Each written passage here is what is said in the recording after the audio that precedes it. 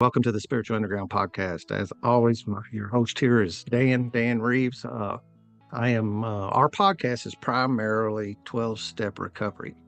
But as what I like to say is that once you get that monkey off your back, my guidebook, the Alcoholics Anonymous Big Book, tells me that I need to continue to grow spiritually in order to keep this thing. There's a few things I need to do to keep this state of mind that I have been granted through working the 12 steps. And one of them's I give it away to keep it. I sponsor guys and I do service work inside of my recovery communities. And the other thing is I got to continue to grow spiritually. And in the beginning, when I first heard that, I thought that meant that I needed to improve my connection with organized religions, and I misunderstood what spiritual growth really was. Uh, and the way I like to say it is that I think I've had one person disagree with me here, and all the times I've asked this question or um, posed this, that everybody believes, we have a spirit or a soul or a few different words for what that force is that's inside of us that makes me, makes you. And that spirit got sick from my traumas I went through as a kid, just general growing up, the world, you could say. And then when I started putting dope and booze on top of that, it just continued to get sicker and sicker and sicker until I fortunately reached my bottom. And that's what the 12 steps did for me, was to remove those scabs and that ice that was on my soul. Like one guy says, he says, you hold the heart up to the sunlight of the spirit, and it melts the ice from your heart and it heals you. And then what I need to do is keep on looking for ways to find fun ways to keep growing spiritually. And I found plenty of fun ways to do it. And there's no end to it. That's the main reason my guest today, uh, is it Sanar. Sanar, Sanar, to bring another angle of spirituality, growth.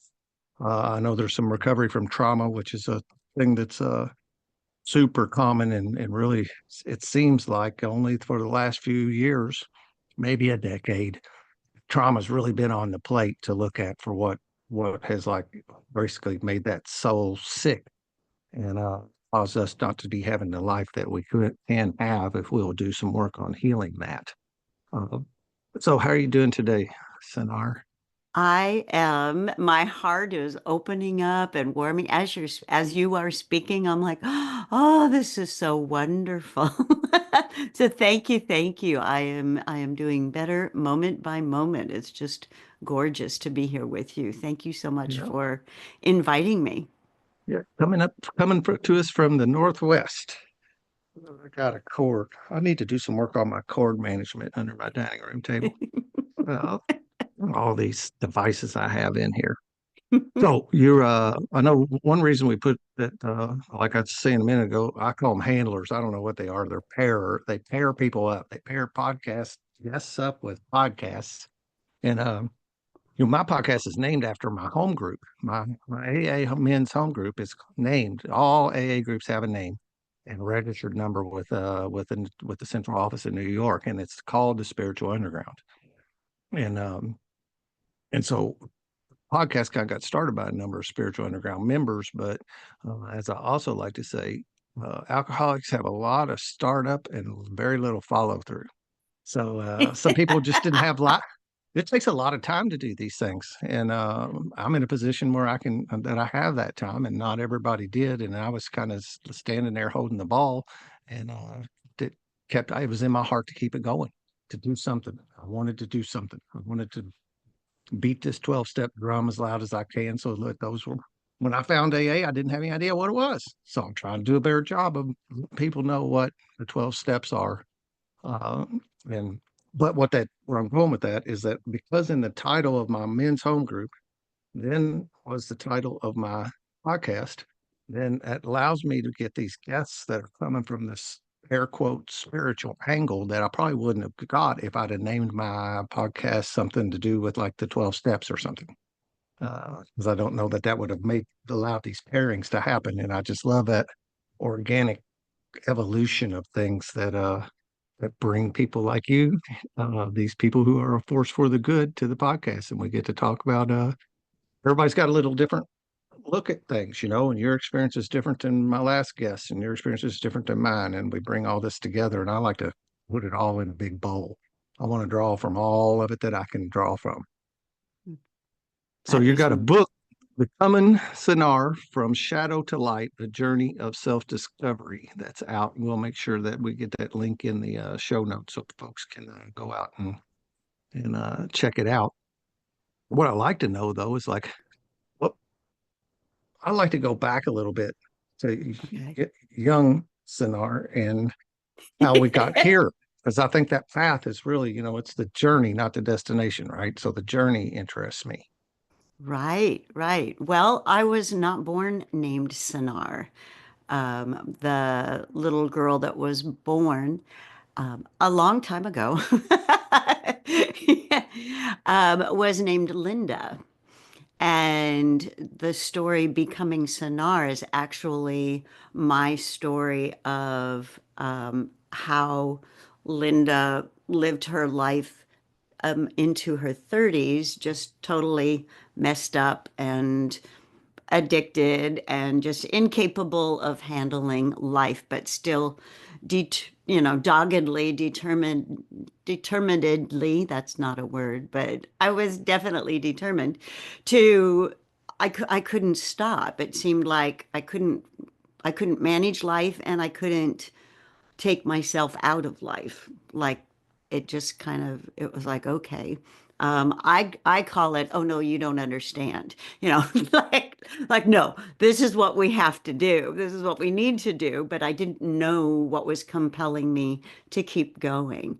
So one day, and I was 30 something, I was, in leaving my second marriage, had a child, single mother, and just, ready to drive myself and my son off a cliff just because I just, I was just so messed up. I didn't know why. And so I just stopped the car and called out for help, like I was not on really good terms with God. Didn't, God and I were really separated, I thought at that time. But I was just like called out to God and said, what is wrong with me? There's really something wrong with me. I hated my life. I hated my body. I hated my parents. I hated God. I hated everything but this child that I had to take care of, my son. And that's how the book starts, with Linda in despair, calling out for help. And when you were sharing your story with AA, I really appreciated that, and I really could empathize with that. Although I never put myself in a 12-step program because alcohol was not my addiction. Every life was my addiction. I was just a mess trying to survive. So, but I could certainly identify with not understanding the journey, not understanding why I was here, not understanding like what, I'm just trying to make it through another day. Completely despondent, but compelled to take care of this child. And, it was like I wouldn't let my parents have him. I wouldn't let anybody else have him. I tried my best to take care of him and protect him. But I was a wreck.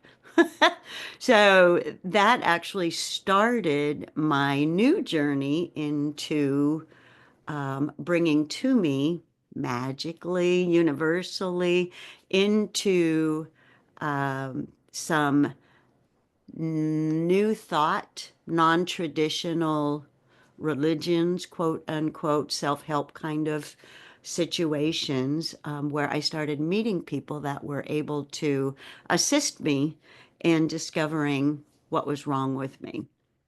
And so I spent the next few years in the throes of post-traumatic stress disorder, which really made it absolutely clear what was wrong with me and where was me really? Like, who am I and what am I? So throughout that process, and that's what this book, Becoming Sanar, documents my post-traumatic stress experiences, what it was like to dive into, childhood memories of, I actually had 3 near-death experiences due to abuse as a child. So as a Wow. child, thank you. I became very clear that who I was not this physical being. And I was consciousness or something. I didn't know. I just knew that I found myself sometimes out of my body, floating up to the ceiling, floating over the trees, going down tunnels. I was able to escape my physicality, but I was not able to complete the journey away from my physicality. Does that make sense? Yeah, I think so. You okay? All right. So, um, I used to, when I started this journey and this experience of discovering what was wrong with me, I felt like there was just darkness everywhere. And the only Mm. part of me was like this little teeny tiny spark of light. Like all my problems were this big. And well, if we're on audio, we're very big. Like the whole world was black, and I was this little flashlight, with batteries running out, not able to battle the darkness. So through when the memories started occurring through some energy healers and people and angels and metaphysical kind of beings of light came to help me because I had that capability to Mm. access other dimensions. Um, then they began to help me expand my spirit by diving into these childhood memories and completing the memories as they were thrown at me. Like, here, remember this. Like, ah. Yeah. So, once I went through with them as an adult, I was able to clear them, release them, and become more my true self, my real self, my higher self. I don't know what you want to call it. So, towards the end of the journey, I didn't want to keep the name Linda because that to me described the little girl that experienced all these horrible pains. Uh, and so I wanted to change my name I wanted to choose something stronger, wiser, better. And I was gifted with the name Sanar, which means to heal. Mm. And it was communicated to me that that's my spirit name. That's who I am. That's who that energy is. And my response was can you do that? Can you, don't you have to be like a human person, like someone's named you this and they've, categorized you as this and that? Can I just be Sanar and feel strong and wise and beautiful and kind and clean, like who I know myself to be inside?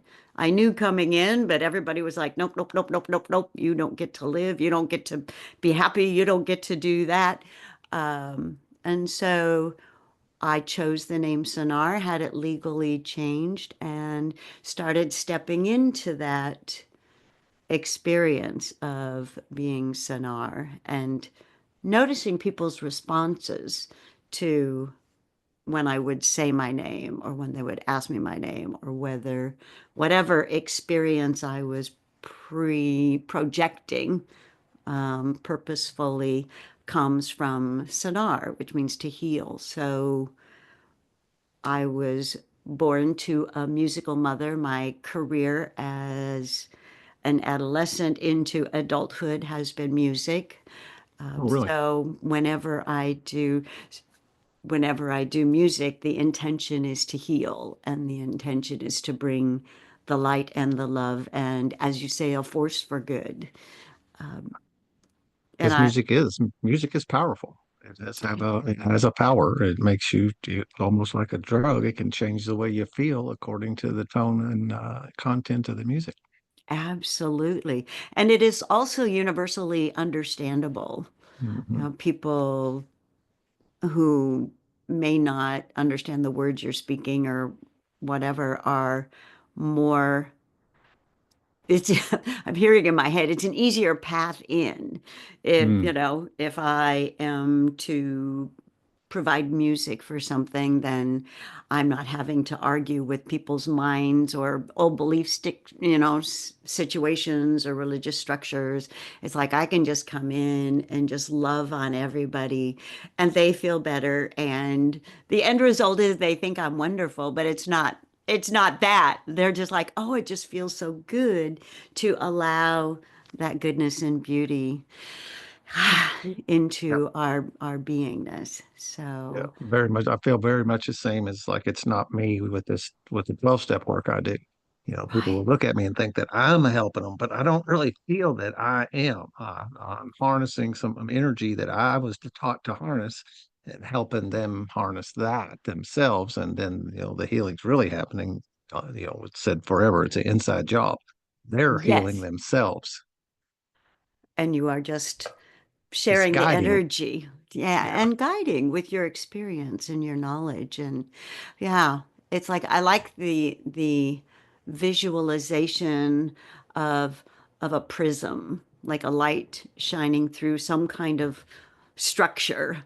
Um, and I like rainbows and things like that, to me. And so it's been an interesting experience to go, okay, I am Sanar, but I'm a woman, I'm this age, I've got this musical talent experience and education, I've got, these aspects to me. How can I share the light through the prism that I am? And so, yeah, like you said, it's not me doing it. And I remember people saying, "Oh, I'm just a channel for God," and I'm like, listen. Yeah, but there are yeah, aspects that God, the source, the force, whatever light is coming through, whatever goodness is coming through, it's coming in. I love how you're utilizing the 12 step. It's always been kind of a mystery to me. it is. And and is it a mystery to you too still? Yeah, to some extent. I mean, I see some of the mechanics in why we do like, some of it is going back and facing that the our childhood experiences and stuff and the things that were done to us and the things that we did to others that's sitting on our soul heavy. So you're going to go back. So I see that, but like the work, it's and we all joke around in it that we really don't know how it works. And there's a chapter in the big book. The main chapter in the big book is called How It Works. It's Oh, chapter 5 that we'll all say we really don't know. Now, my sponsor is been he's 40 years sober and he's been working in the field of chemical dependency and substance abuse for 20 something years. And uh, and he'll say the same thing, but he also has. We did a podcast not long ago on the I'm one too, where he did this beautiful 40-minute, maybe 1 hour summary of the 12 steps, which is oh, wonderful. I was like, sometimes it feels like that's what that magic is, like you turn the camera on him and I'm sitting over here on this side of the table as producer and he's the guy and boom, he just off the cuff, no notes, no nothing. Uh, Is it? does that Yeah. beautiful summary of the 12 steps. So, you can, it's same. Yeah, I think you understand. We see how it works at some level, but then another level, it's magic. It is magic. Absolutely. Yeah. And it is, uh, I'm a, I, I'm a vocal coach. I'm going to say that. I work with people in their breathing and their singing and their performance aspects. And there are so many layers and levels to that. And one of the concepts that I would run into was the concept of hard work or working hard. I discovered that I have a different philosophy than most people, so I ask questions as opposed to tell people what I think because usually they have their own ideas. So my experience with helping people to sing is that I'm going to use the terminology. It takes a lot of energy to sing. You have to breathe. You've got to be healthy. You've got your throat. You got your voice. You got your tones. You got your mouth. You got your teeth. You got your tongues. You've got to communicate a message. You got to put your heart into it so that so you open up all those channels for the force to move through your voice. And that takes a lot of energy. I can It's imagine. a, yeah, yeah. And I would run into, vocalists like heavy metal guys and like, oh, I want to scream louder and longer. I'm like, all right, let's go, you know. um, but they would say, oh, this is hard work. And it's like, if when you're bearing down and it's hard work, then you are constricting all of those channels that if you open the channel and do the hard work of turning on the flow and the force, then, oh my gosh, everybody sounds wonderful. Like nobody's losing their voice and, being stressed out. So my experience has been is when you're stressed and tension and you're trying hard, you're trying hard to make things happen, then it's a constriction that is keeping you from opening up to allowing something better to happen through you. And almost everybody's voice is gorgeous when they find that spot, when they find that Mm. sweet spot, Yeah. like when your sponsor like talks off the cuff, he's spent a lot of time and energy and focus and wisdom, and he's really a great I don't want to say mentor. What's the word? But he Master. is. He's a master He, at I what do. he does. That's the word I'm looking for. Yes, I he's a use that. I mentor. said, I feel like I sit at the foot of a master. Absolutely. And then your time is coming where you get to be a master and people will come and sit at your feet as well. And that's just gorgeous. And it does happen. It's happening already. The Yeah. universe sent me a ton of sponsees, I guess. But whatever I still don't know. And that's the great thing about 12-step recovery. I think that's one of the fundamental things that makes it accessible to people is that we get to have your own conception of a higher power. It's your own, you get to basically, frankly, you get to make it up. Yes. Yes. Yes. Yes. Yes. Because it doesn't really matter what it is. It doesn't. And to even we find ourselves using words to communicate to one another about whatever that force is out there. I also kind of picture it as like there's a big giant extension cord with a whole bunch of plugs in it. And you just have to you had to, and it takes some work to get to where you can get yourself plugged into it. And then once you're plugged in, that power runs through you too. And And it's amazing. yeah, it Yes, is. language is amazing. I really, as you were talking about people who connect, who connected us, that was part of the process of the beautiful company called Authors on Mission that contacted me regarding the writing of this book, which is something that I had promised during my post-traumatic stress era, I call it. It took a few years. And It what you took mean a by that is that period it took you to process that, right? Is that what where correct, you were actually correct. in it When to heal it memories and were, to yeah, yeah. No, it didn't happen overnight. No. Um, but towards the end of as I was getting deeper and deeper into the more traumatic experiences, the post-traumatic stress memories would come up full blown. My body would re-experience it. I'd be right there, full blown. And my little sparkle part of me was like over to the side going, wow, look at that. That's just really weird. Um, but it would gift me with a memory that I could handle. Like, okay, that makes sense. I do remember that. I see it. I feel it. I understand it.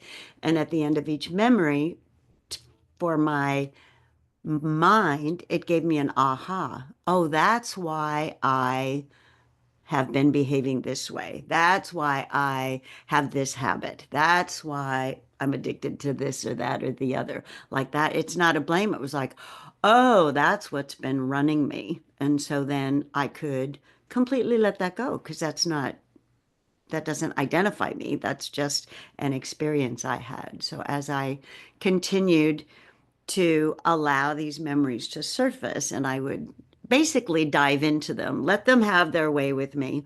And as I became more adept at allowing them, the memories got worse. They got just worse. And so that was when I started diving into the memories of being forced out of my body in one way or another and floating up to the ceiling, going down a tunnel, going above the trees, la la la. That's all in the book. But as I was remembering that and re-experiencing that, they just became more and more intense.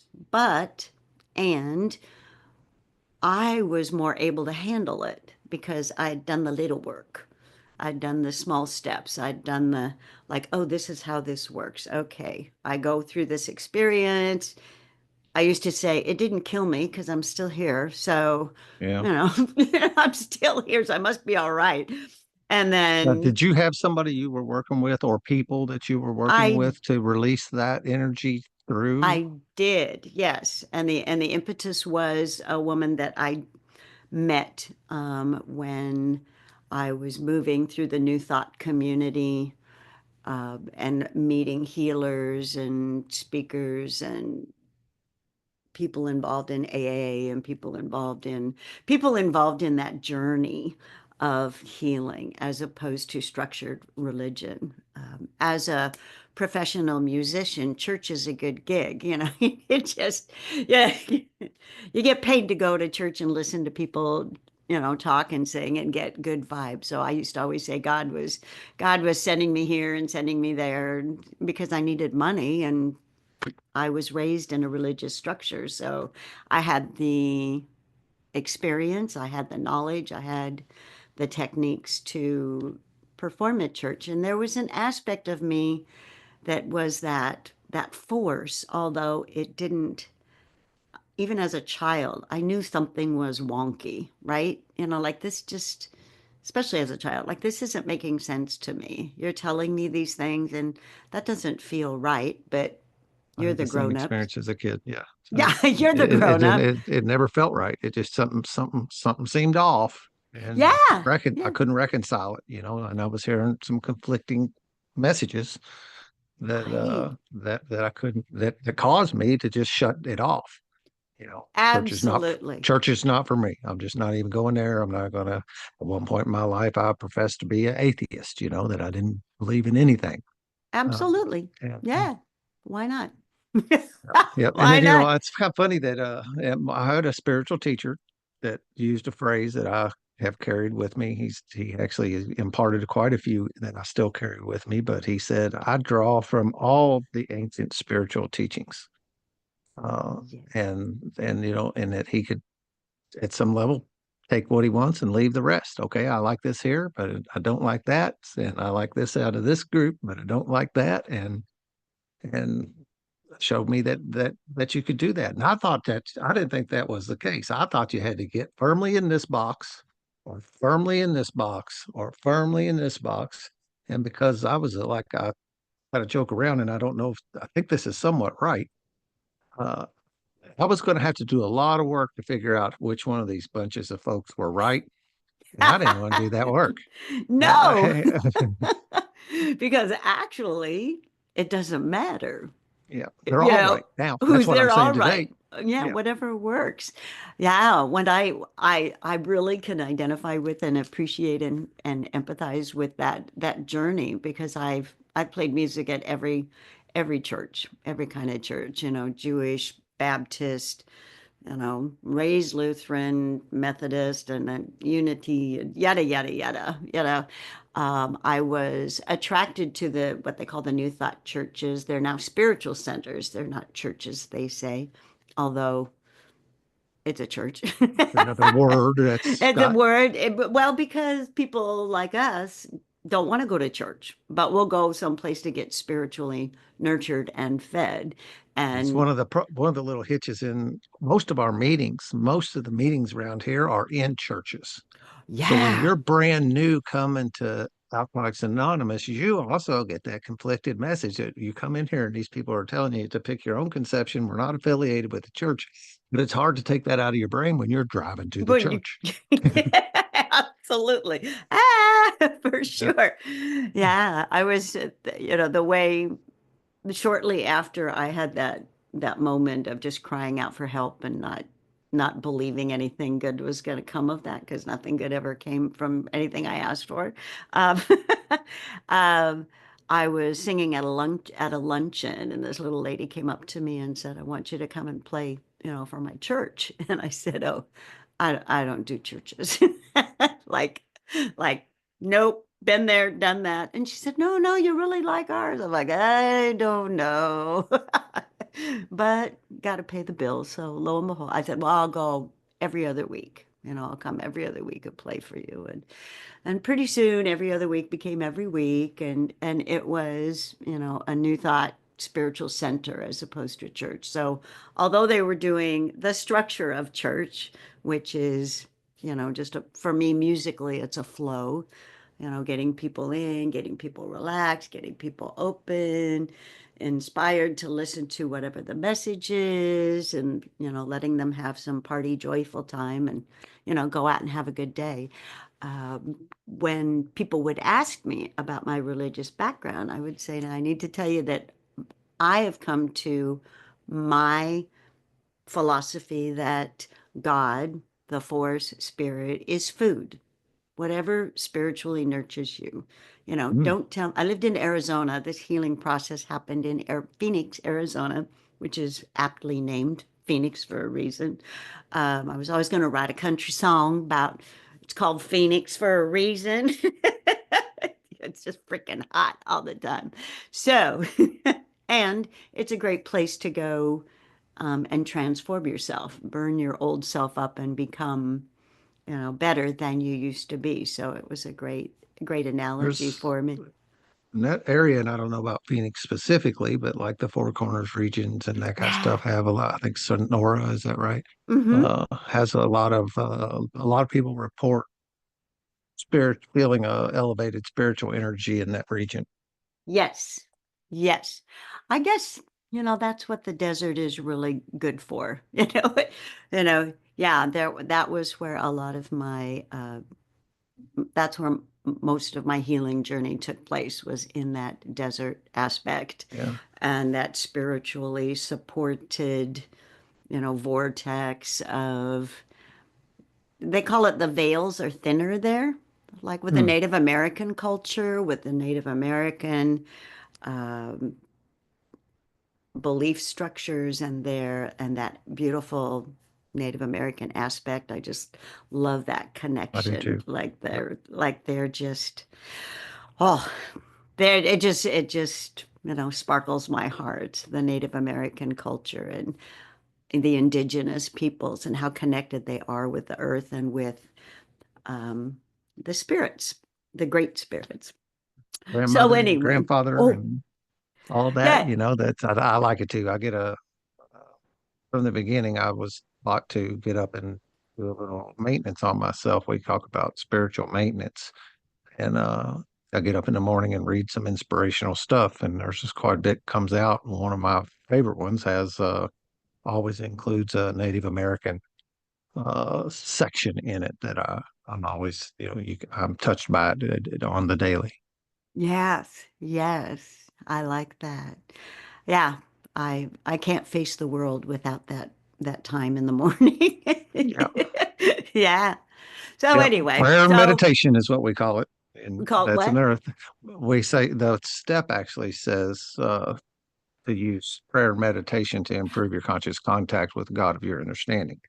And Beautiful. but and it's another one words, right? Like church, prayer. People have a, Ah, you come in with some bias of what you think prayer is and what you think meditation is, and Yeah, yeah, you're, it's that limiting stuff, that we place these limits on things, and my prayer meditation looks different than my sponsor's prayer meditation. Uh, absolutely. but it's a vital piece of my day. Mm-hmm. And it took a habit to build it. It was hard at first to do it. You've always felt like you were doing it wrong. That's another thing that everybody, that you're not doing it right. I went through that phase, and then Did you? when I finally just let go of that, realized there's no wrong way for me to do it. I'm just to do it, Right. and experiment with other stuff. The world is so open today. I mean, technology's got all the bad, there's a lot of bad karma with it too, with what it's doing to young children and that kind of stuff. But the flip side of it is I can go out and learn about just about anything I want to learn about at the tip of my fingers. Isn't that amazing? It Yeah. is. Yeah. And there are so many opportunities available for people struggling or getting caught up in the journey and getting stuck, they think, here or there or whatever. And it's for someone of my generation, it's kind of confusing that there's so much. There's so There much. is. One of the things I love about music is that it is endless as well. There's always something new to learn. There's always a different genre. There's always a different group of people that need music, want music, have music. One of this, It's amazing just like that we have had a continuation of music, and it's evolved and stayed the same and done this, but it's still continuing to be, right? It's like an energy of its own. it is. I like that. Thank you. I may borrow that. It is an energy of its own. Yeah, for sure. So just just I don't know. Now my brain is like, well, what would you like to hear from me today? Uh, well, you talked about these near-death experiences, and then also you were talking about out of body. Those are things that have kind of, I don't know, I talk that synchronicity thing where when I hear it from a couple different angles, man, I'm not looking for it.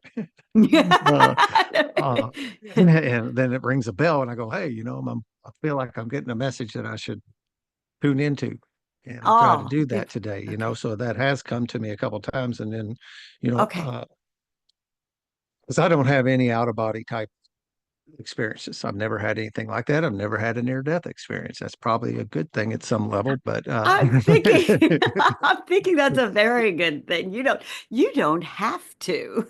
Let's yeah. put it that But way. I hear a lot of people talk about yeah, that what they've learned from that experience. It's usually Right. something. So it's not. I don't want to say necessarily it's a bad thing, but Right. being that I Right. haven't been brushing close to death is probably a good thing. Uh, For sure. yeah, For sure. And so, may I ask you a question before I begin? Do you absolutely.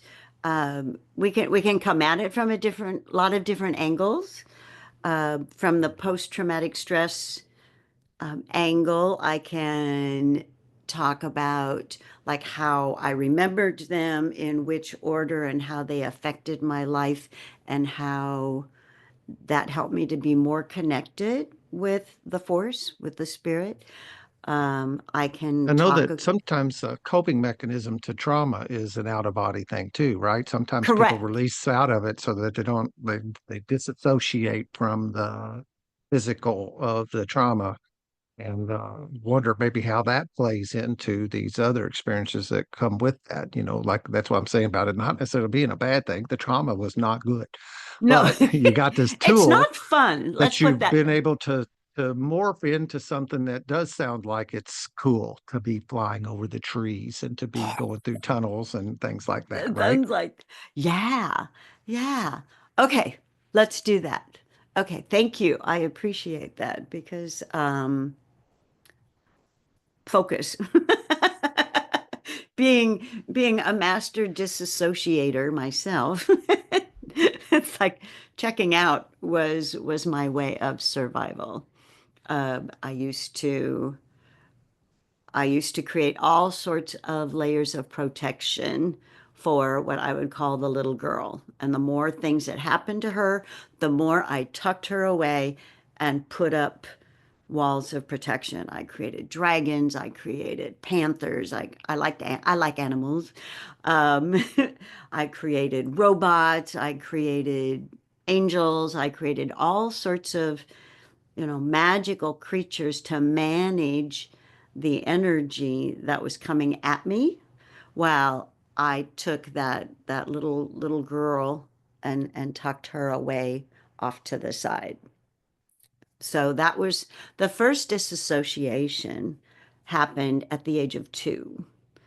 And so the event was, the event was I was probably being 2, and my father threw me up against the wall of my bedroom, and I popped out of the body and floated up to the ceiling and saw down below a dark figure, being my father, and what a dark figure that I identified as a rag doll, like and very confused, little girl, very confused.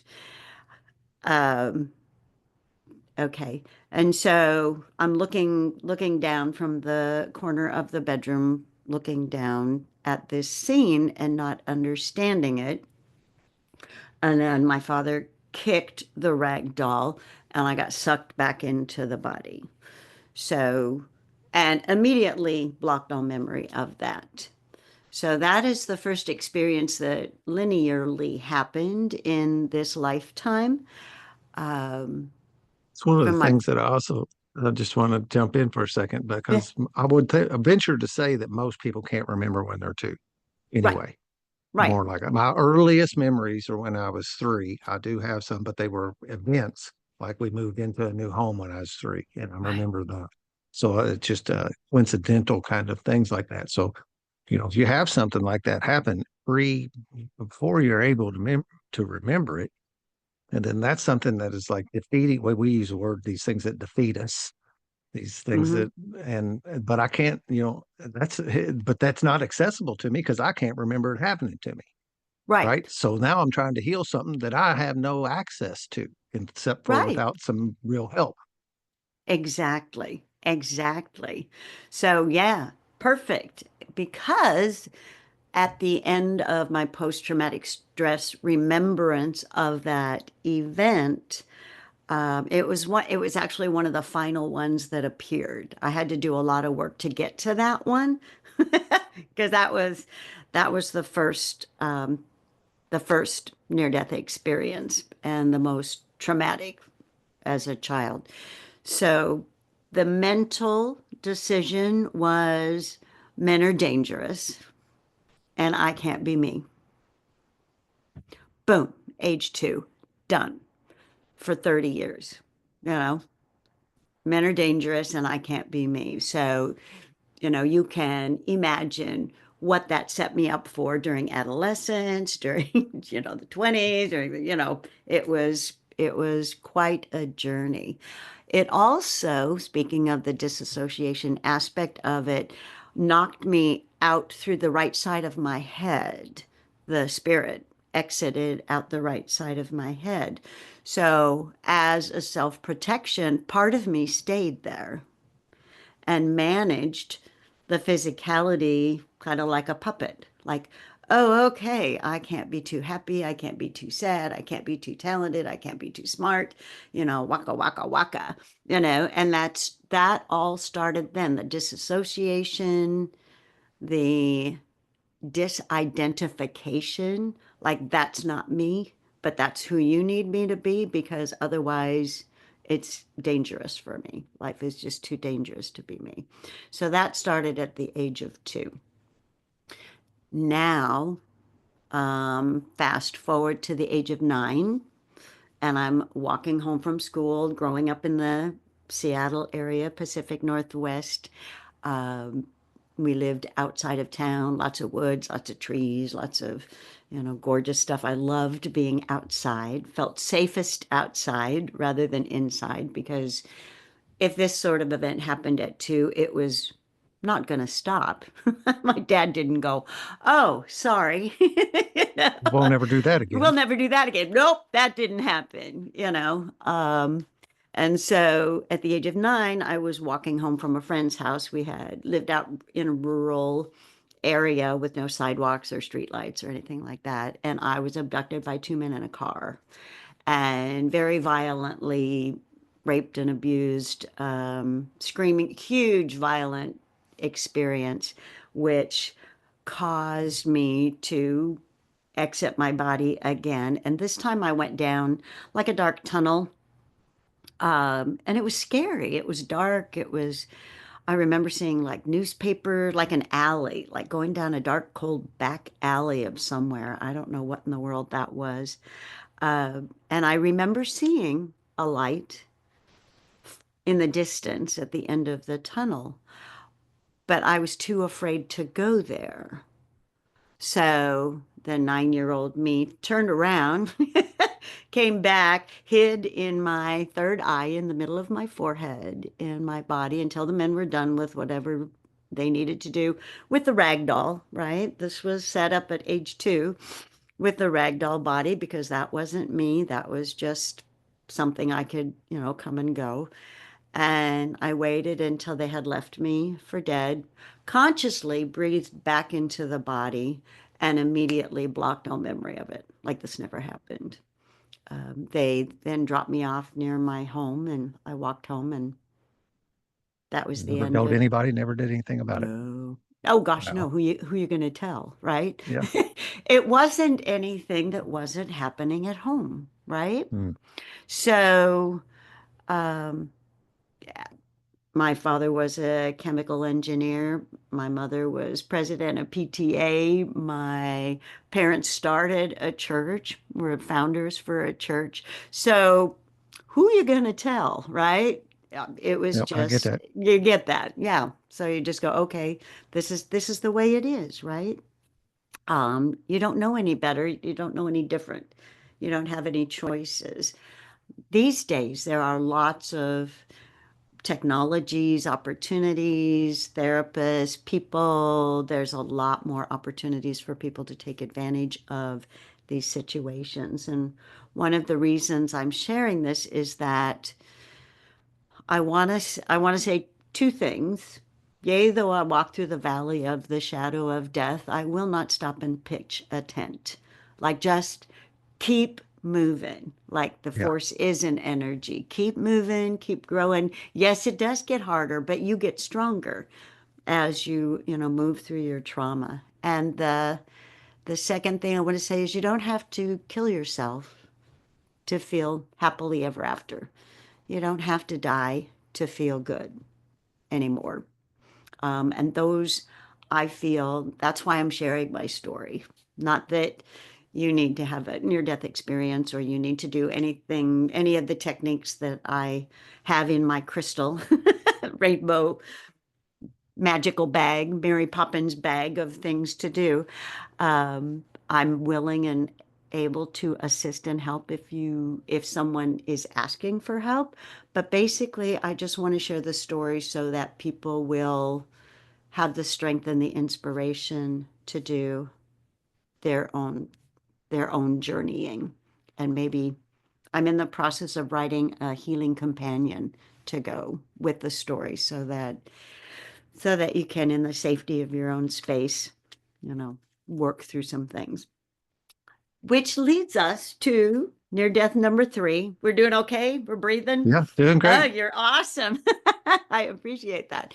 It's sometimes it's traumatizing, right? To hear these things. It is. Yeah. But hopefully the inspiring part of it is whatever it is, it's a song I wrote, whatever it is you think you can't do, whenever you feel like you'll never get through another moment, another hour, you have the wisdom and you have the power to heal your life. So, Yep.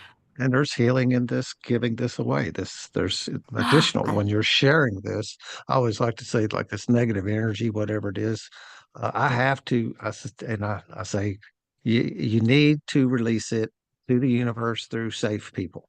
That's how Yes. I can have somebody who's not going to judge me, who's not going to tell me what I'm feeling or tell me what to do or any of that kind of stuff.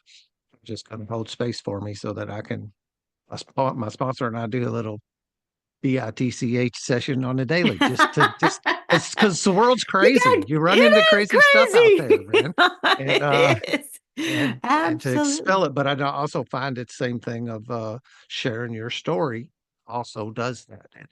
There's a layer of healing that comes in every time I tell my story to people who it matters to.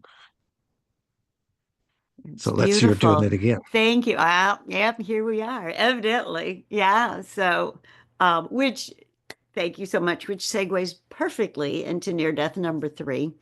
And it's not lost on me that these were every 7 years. So we have two, Mm. 9, and then 16. And um, so let's see. Age 9. What was my aha for the age 9 death? And what is cool about sharing this is like it doesn't have an impact on me anymore. It's now a story that I tell to share.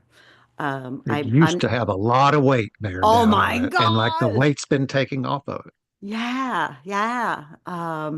So once you clear it all and get to that beautiful space of yourself, it's like, phew, thank you. Put the book back up on the shelf. Thank you very much. Next chapter, let's go. Yeah, so the age 9 little girl, Linda, decided that if she had had short hair, the men wouldn't have been able to control her, which is, I know, a bizarre, silly little thing, but through my early adulthood, my 20s and 30s, I had really short, spiky hair, like, and men used to comment like, grow your hair out. I'm like, no, and I didn't know why. That was just in a simple little example of that's not true, but that was the only thing I could probably control in an uncontrollable situation was they would not have been able to control me by my hair. Yeah. So end of that. So there's always a mental aspect to the healing energies as well as you begin. I call them ahas, like, oh, once I got that, the memory would stop. We would clear it out, and I would become more light than the darkness that happened to me. There we go. Now they'll let me go on. All right, number 3, age 16. The particulars of this are a little fuzzy. I'm thinking because by the age of 16, I was so checked out. Who cared? I didn't care what happened to me. It didn't matter. Didn't matter. But I do have a vision of being in the back of a pickup truck, being out in the woods, being in a cage, having like a metal thing around my neck and chains and, whatever. And then being gang raped. And then being choked to death, of course, right? Can't breathe, being forced out of the body once again.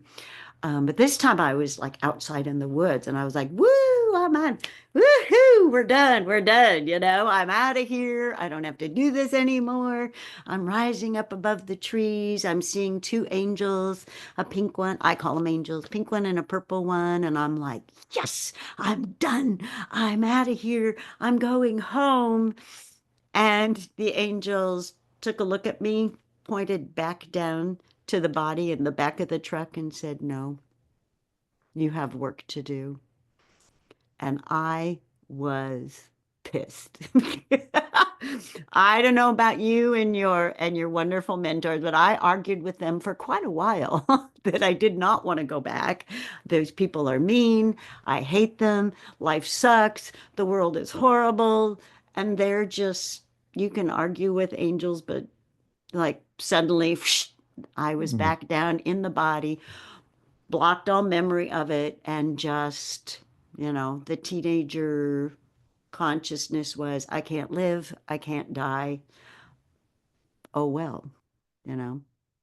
It didn't inspire me to do anything. I wasn't, they just said you have work to do. Like, "Brr, brr, brr," you know.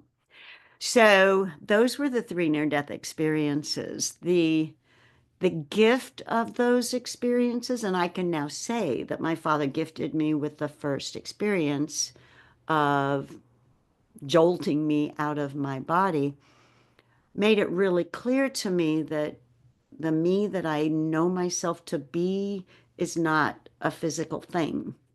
It's an energy thing. It's a light thing, an electrical thing. And it was that energy that every time I jumped into a post-traumatic stress memory to clear it, to re-experience it, and to complete it, I became more me. I could, every time I did that, the end result was I felt more like my real self. Like, Yeah. oh, here I am. You know, when you hear a tune, a song that just like, oh, there it is, right? That just energizes you head to toe. And so Yeah. by going through that, I became more Sanar-ish, not knowing that was my name at the time. So I'm sorry, do you have a question? Am I babbling? It's just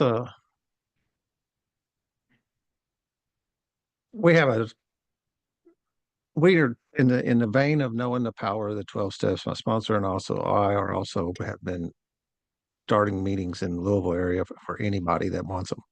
You know, because there's a piece people are around and they're going, something's not right. Life's not supposed to be like this, you know, and they're just Right, trudging along the best they can, probably because of some things like this has been the rearview mirror that they're not accessing, or maybe they do access it and it weighs so much they just can't hardly bear it just on the day to day. But for whatever reasons, to invite everybody, and we talk about the word recovery because we're trying to separate it from alcoholism and addiction and stuff a little bit, you know, and to say that no, this is not what we're talking about because I'm not an alcoholic. I don't need the 12 steps. They right, won't work for me. They won't be any good for me. And because I'm not an alcoholic and I'm not an addict, I'm not a gambler. You know, there's like 100 fellowships using the 12 steps of from gambling to cocaine to exactly. overeaters to sex to it just list just goes on and on and on and on. Uh, but we use the term recovery is to reclaim that which was lost or stolen, and like almost Yes, like a recovering something from the bottom of the ocean, you know, that kind of recovery. And the thing that was lost or stolen, and in my case, it was both. Some might only be one or the other for you, who you know the universal you out there, but was my very self. That's what I'm right. trying to recover, and that's what you're talking the same language, just using for different Different, words um, to come back and peel off this stuff that isn't me and get closer to me. And some of my stuff was lost, taken from me. You know, some of it was lost. I gave it away. I gave it away, right. and some of it was stolen from me against my will. And you know, those things that like happened to you in your childhood was definitely things where some stuff was stolen from you. It was taken, but you know, like you can also flip that over and get this gift. It just dawned on me too. You know, Christianity uses the term rebirth. I was reborn, right? Big book also because it is written in 1939 in New York City, so it's heavily Christian if you read it from the Right. just read the words on the paper. But they use the term reborn there too, and that's kind of thing that I really do. I feel like a completely different man than I was before going through this process. A completely different, even to the point that like when I run around town, I've lived in this town all my 55 years, and I see people from high school that I remember, and they won't look. They look at me and they won't remember who I am until I tell them. And I think it's almost some of this energy change has shifted me so much that my old friends don't even recognize me anymore. And where I'm going with this is this deal about having a new name, changing the name, having a new name is the same kind of thing of you're a completely different person than Linda. And it's so far apart from one another from what you were in there the whole time. Like Sanar was in there the whole time, but Right. it was so buried in Linda's experiences that it deserves a new Mm. name. I'm so different. I've been Yeah. reborn to a point that I can't even call myself Linda anymore. That doesn't fit anymore. It's like a shoe that doesn't fit anymore, or something that just doesn't work. Just I'm just throwing out thoughts that come to No, me that's as you're sharing your beautiful. story, and Yeah, that's yeah, also paralleling it with what we do too. absolutely. I really like that you are opening up your spiritual underground recovery group, or however you want to call them, to everybody, because it's kind of, for me, in my oh so busy brain, uh, the language of, goddess spiritual food, goddess food. Don't tell me I have to eat Mexican every day or Italian every day, or what, or healthfully every day. Yeah, I want to pick from that smorgasbord of life. Like, ooh, I want some of this, I want some of that, and I don't have to always pick that.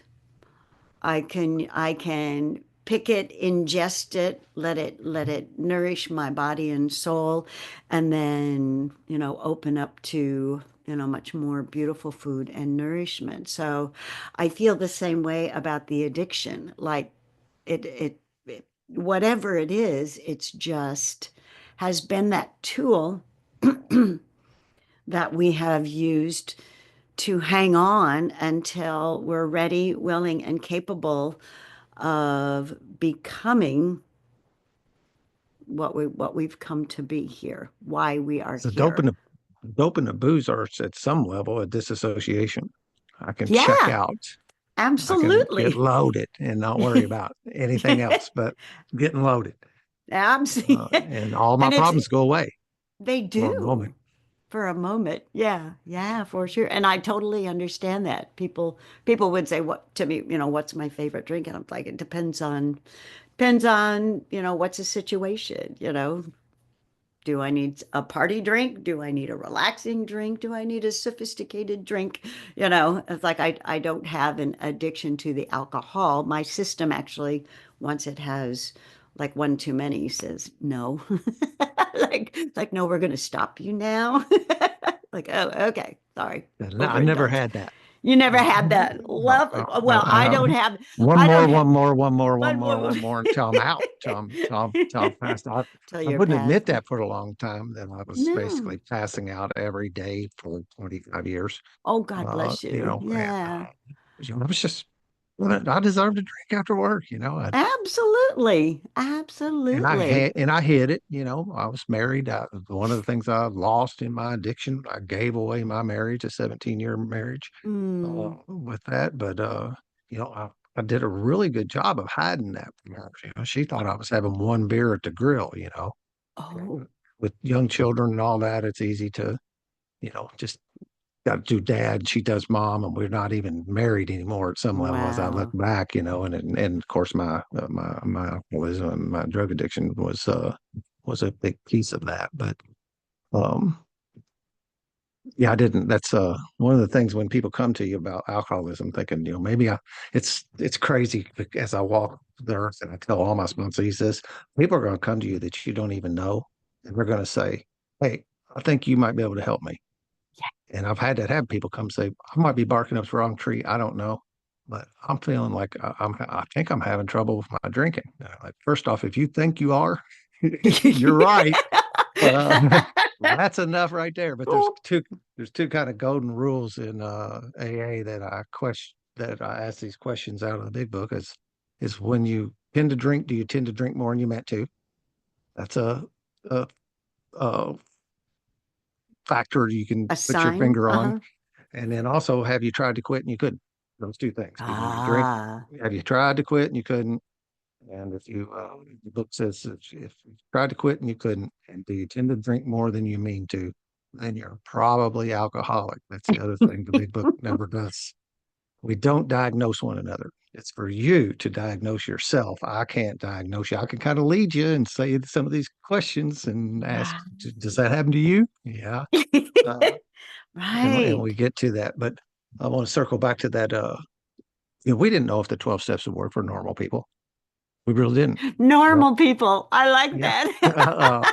And that's what we say in Alcoholics Anonymous and NA and that Oh, kind of stuff. The people that aren't drug addicts are normal people. oh, But oh, everybody's carrying their burdens and all that. So we started doing it. okay.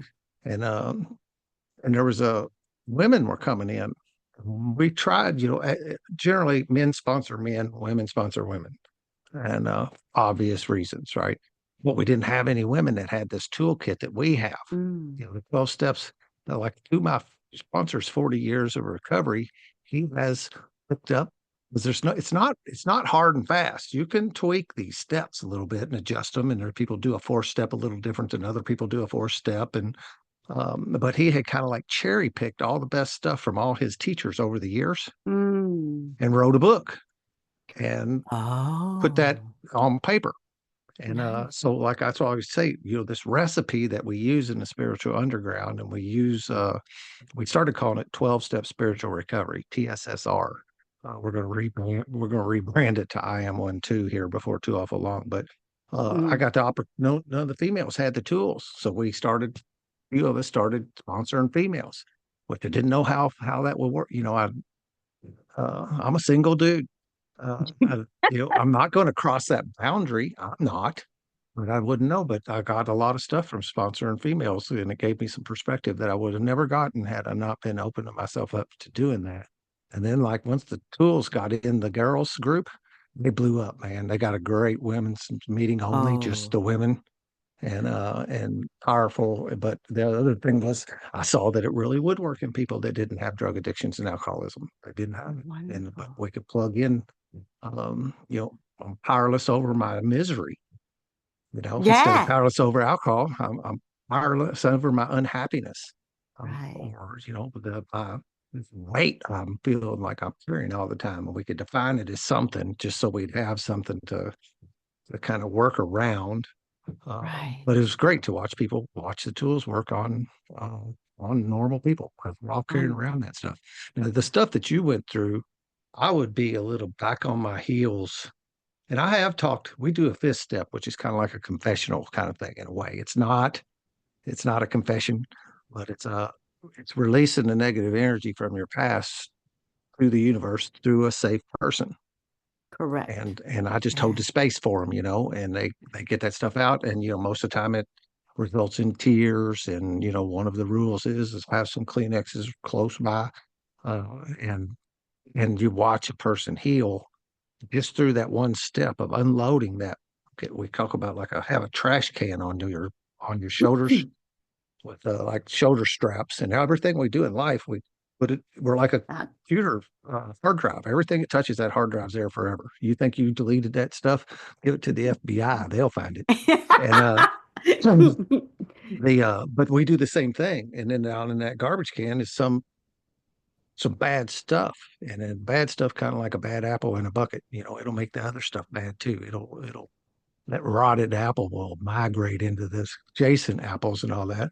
And what we basically do is we take that backpack off, man, and dump it out on the floor with somebody safe, and we root through it and clean the stuff up, mm, process the things, and put the stuff where it belongs in the past. And always ask, that higher power guide me in what I need to say, and I'll find things come out of my mouth that I where'd that that was come really from? smart, Yeah, huh? I didn't. Yeah, Like, and then woo. they think I did that, but I didn't really do it. But that it's the process works really well like that, and I've had some people lay some pretty heavy stuff at my feet, and having to just as a regular old Joe with no real training or anything, I barely graduated high school with my alcoholism firmly in place, drug addiction firmly in place in my high school years. I couldn't see it, I was just partying, having a good time. Everybody does it. Um, Yeah. but Oh, but to do that is and it's an honor to be in that chair, to have people feel safe enough with you, because you have to build a relationship with this person, a pretty strong relationship with this person in a fairly short amount of time, so that when we get to step 5, they feel safe dumping their whole garbage can out in front of them. In front of you. yeah. That's a crazy thing to do, isn't it? Like to Yeah, it's really, scary.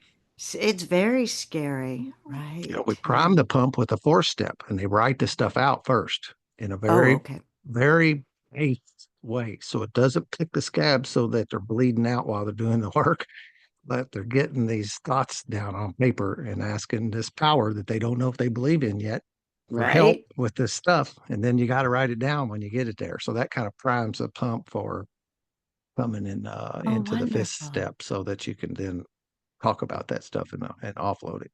That's gorgeous. Yeah, it is Yeah. a I it's like that's what it's I mean. I can kind beautiful. of see how it works in some mechanical way, but Yeah. it Yeah. works so And well. it's so nice to have those tools. I was recalling when you were talking when I was um like when I was going through the post-traumatic stress, it was very energetic. It was very organic. It was like I didn't have a choice.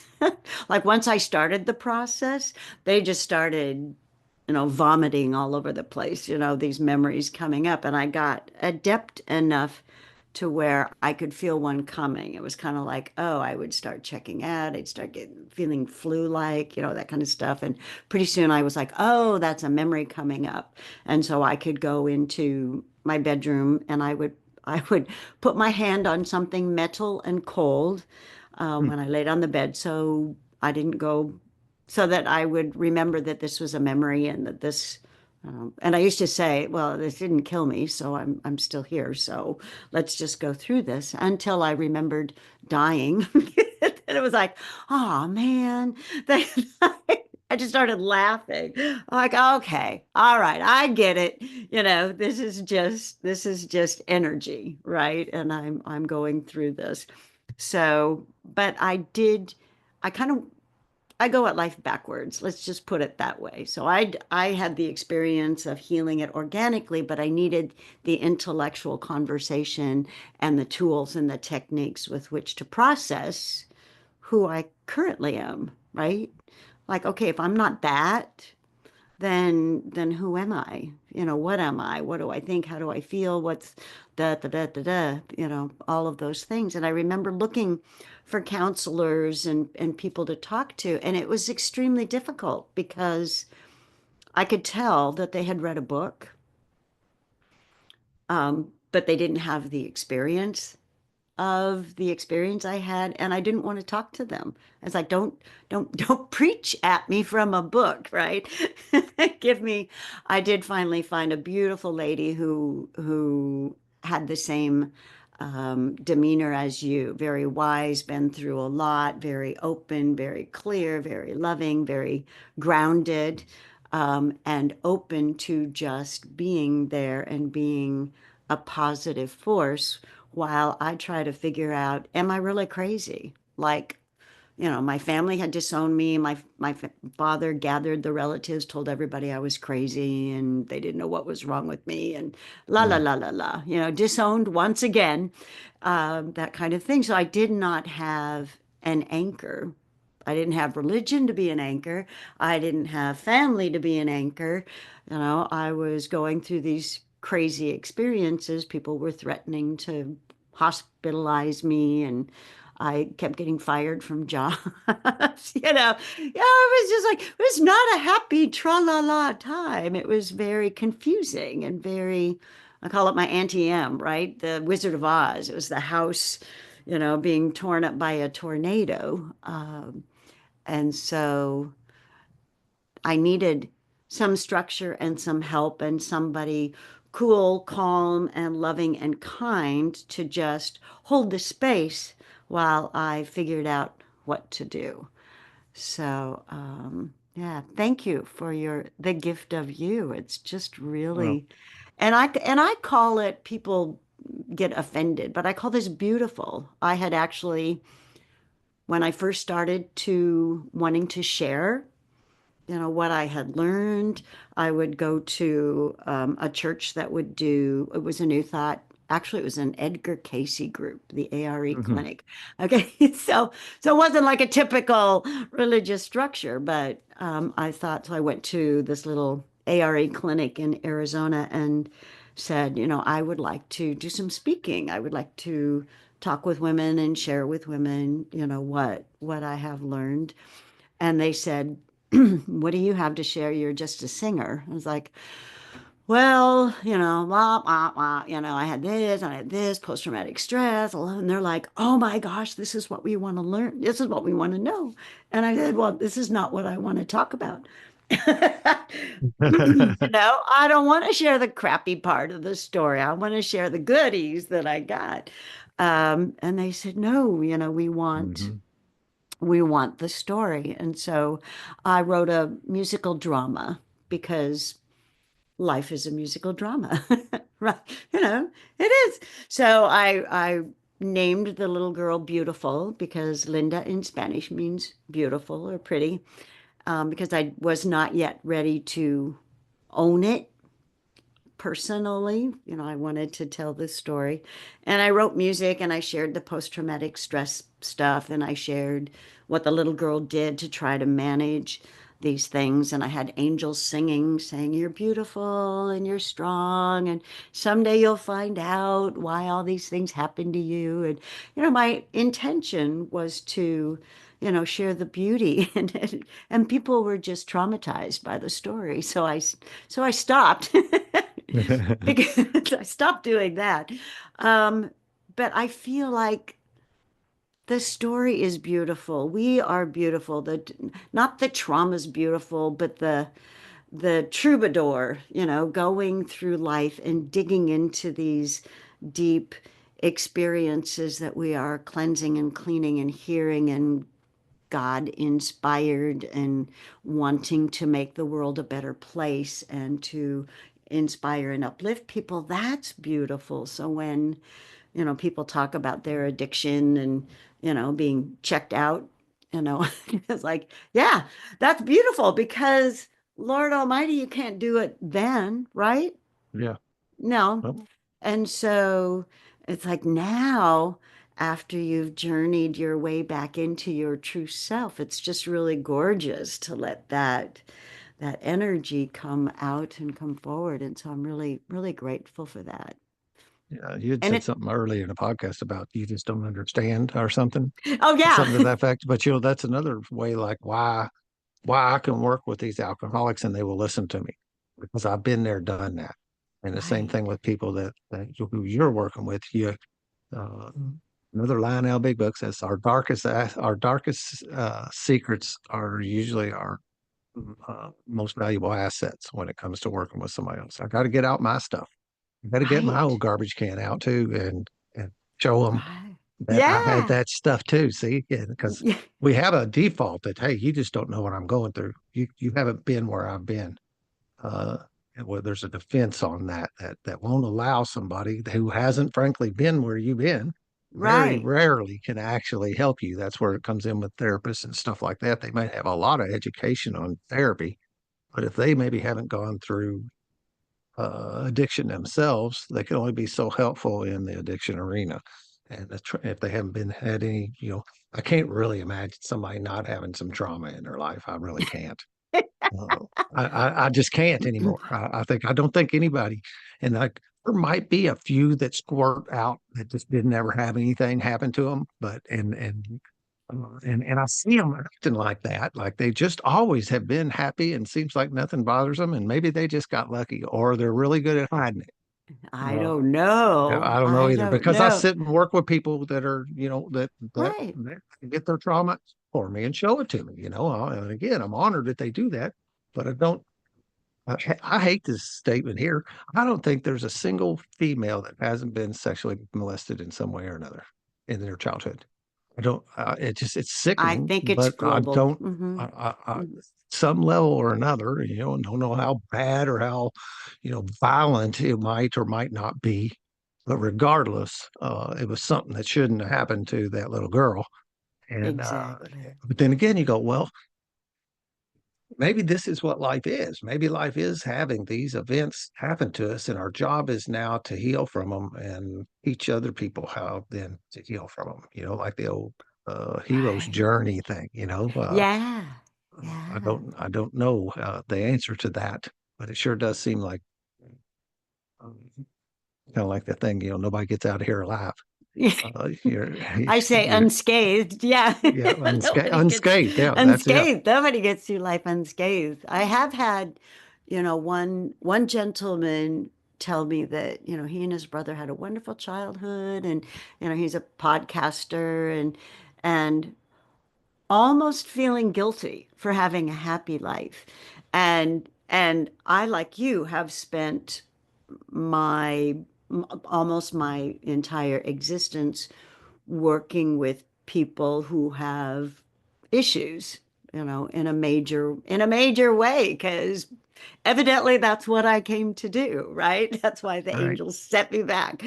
And in speaking with him, because I too had that same confusion, and when I was in the midst of my healing journey, like in the midst of the trauma, and I would see people like, la, la, la, la, la, just happy, happy, go free. And I'm like, that can't be real, right? And I don't want to talk to you, unless you've got Yeah. something really gutsy to talk to me about.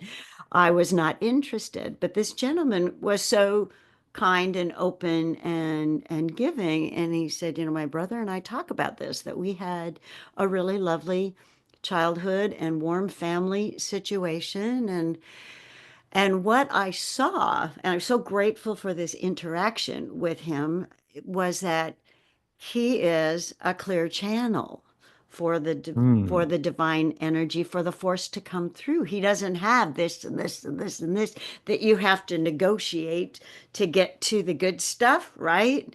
Yeah. Right? He is like an open channel going, hey, have some of this. And Yeah. I thought, and I'm going to be perfectly honest, I'm almost 72 years old. So this has been a long time coming, right?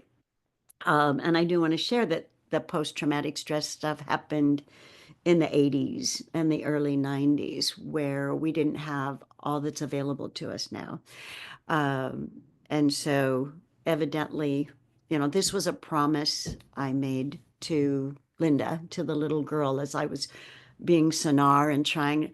One of my guides was saying, you got to heal your ego. You got to heal your ego. You got to, no darkness. You can't have any darkness. You got to heal your ego. And so I was trying to take that little girl's ego and catapult her away, or send her to the castle in the sky, or give her unicorns to fly on. And she would not go. She was like, boom, she was back. And I'm like, oh, so trying to battle that ego.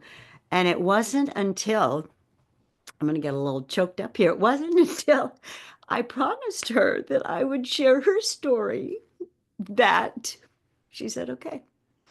And she left, but always kind of stayed nearby, as we attempted to heal family relation situations, and learn more intellectually about that experience and those people, and what that was all about in an historical and global way.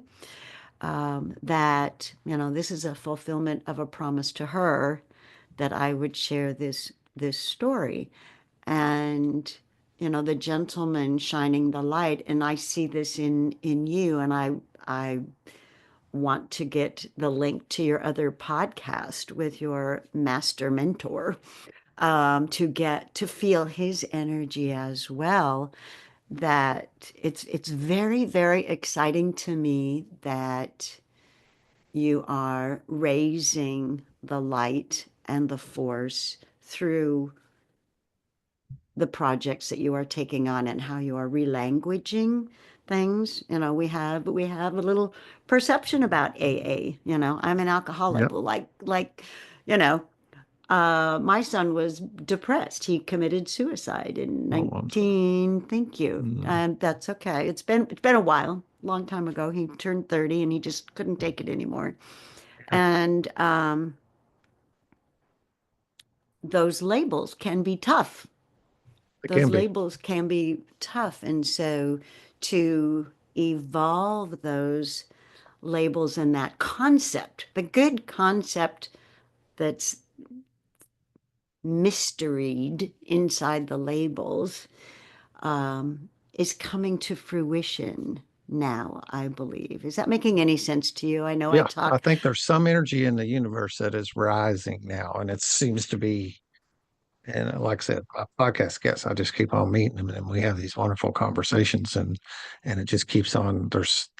I'm optimistic uh, that Yes. that we're going through some kind of shift from what we thought spirituality was and what we Mm, practiced for so long that worked really good for a while, right? I right, mean, right. worked for some people anyway, or a great deal of people, Hmm. but it seems to like not be working anymore, not to the level that it was. Most people, most younger people reject it out of hand. And Right, but right. but I think, when I said earlier a couple things, there's like this batch of stuff, it seems like, and I don't even know that I can't put my arms all the way around, but I can identify some of the stuff is that uh, in order to be that happy guy and to be like, uh, I don't know if it's happy. I don't know if that's what it is, but uh, feel fulfilled today. I feel like I have a purpose, that I'm on my mission, that I'm doing the work that I'm supposed to be doing. I'm where I'm at, doing what I'm supposed to be doing, that kind of thing on a pretty regular basis. And in order to do that, I think I got to be helping people. I don't get to keep Yes. this unless I'm helping people. That seems like the top of the thing. And, that's our 12th step.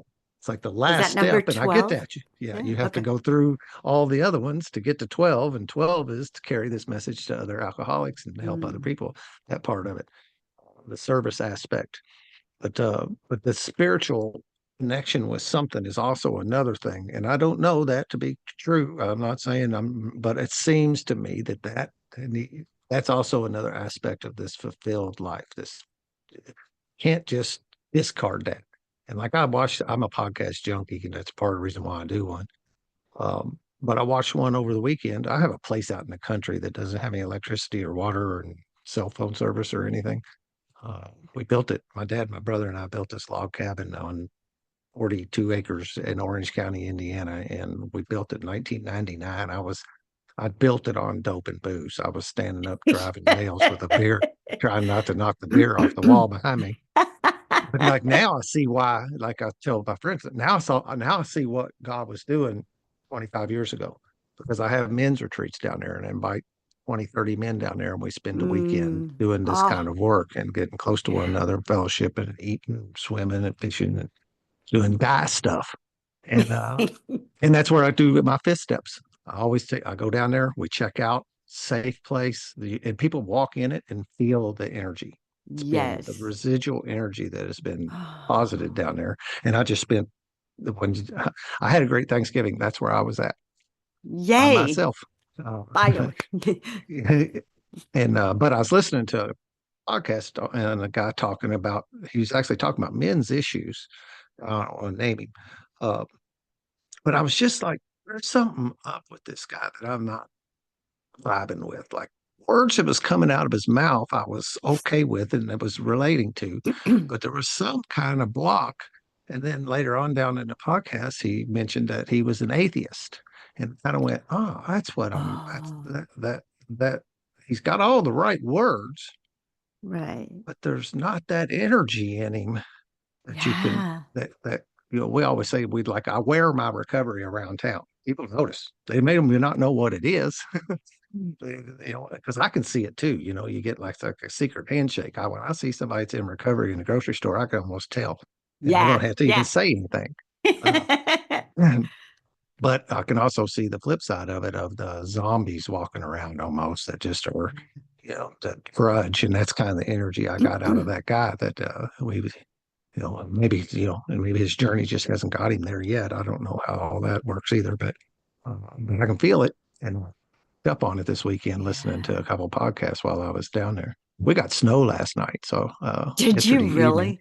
I go out and Oh, I go out and pretend to deer hunt. And by that I mean I go out and camouflage with a weapon and all that, but I haven't killed a deer in 25 years. I haven't killed a deer.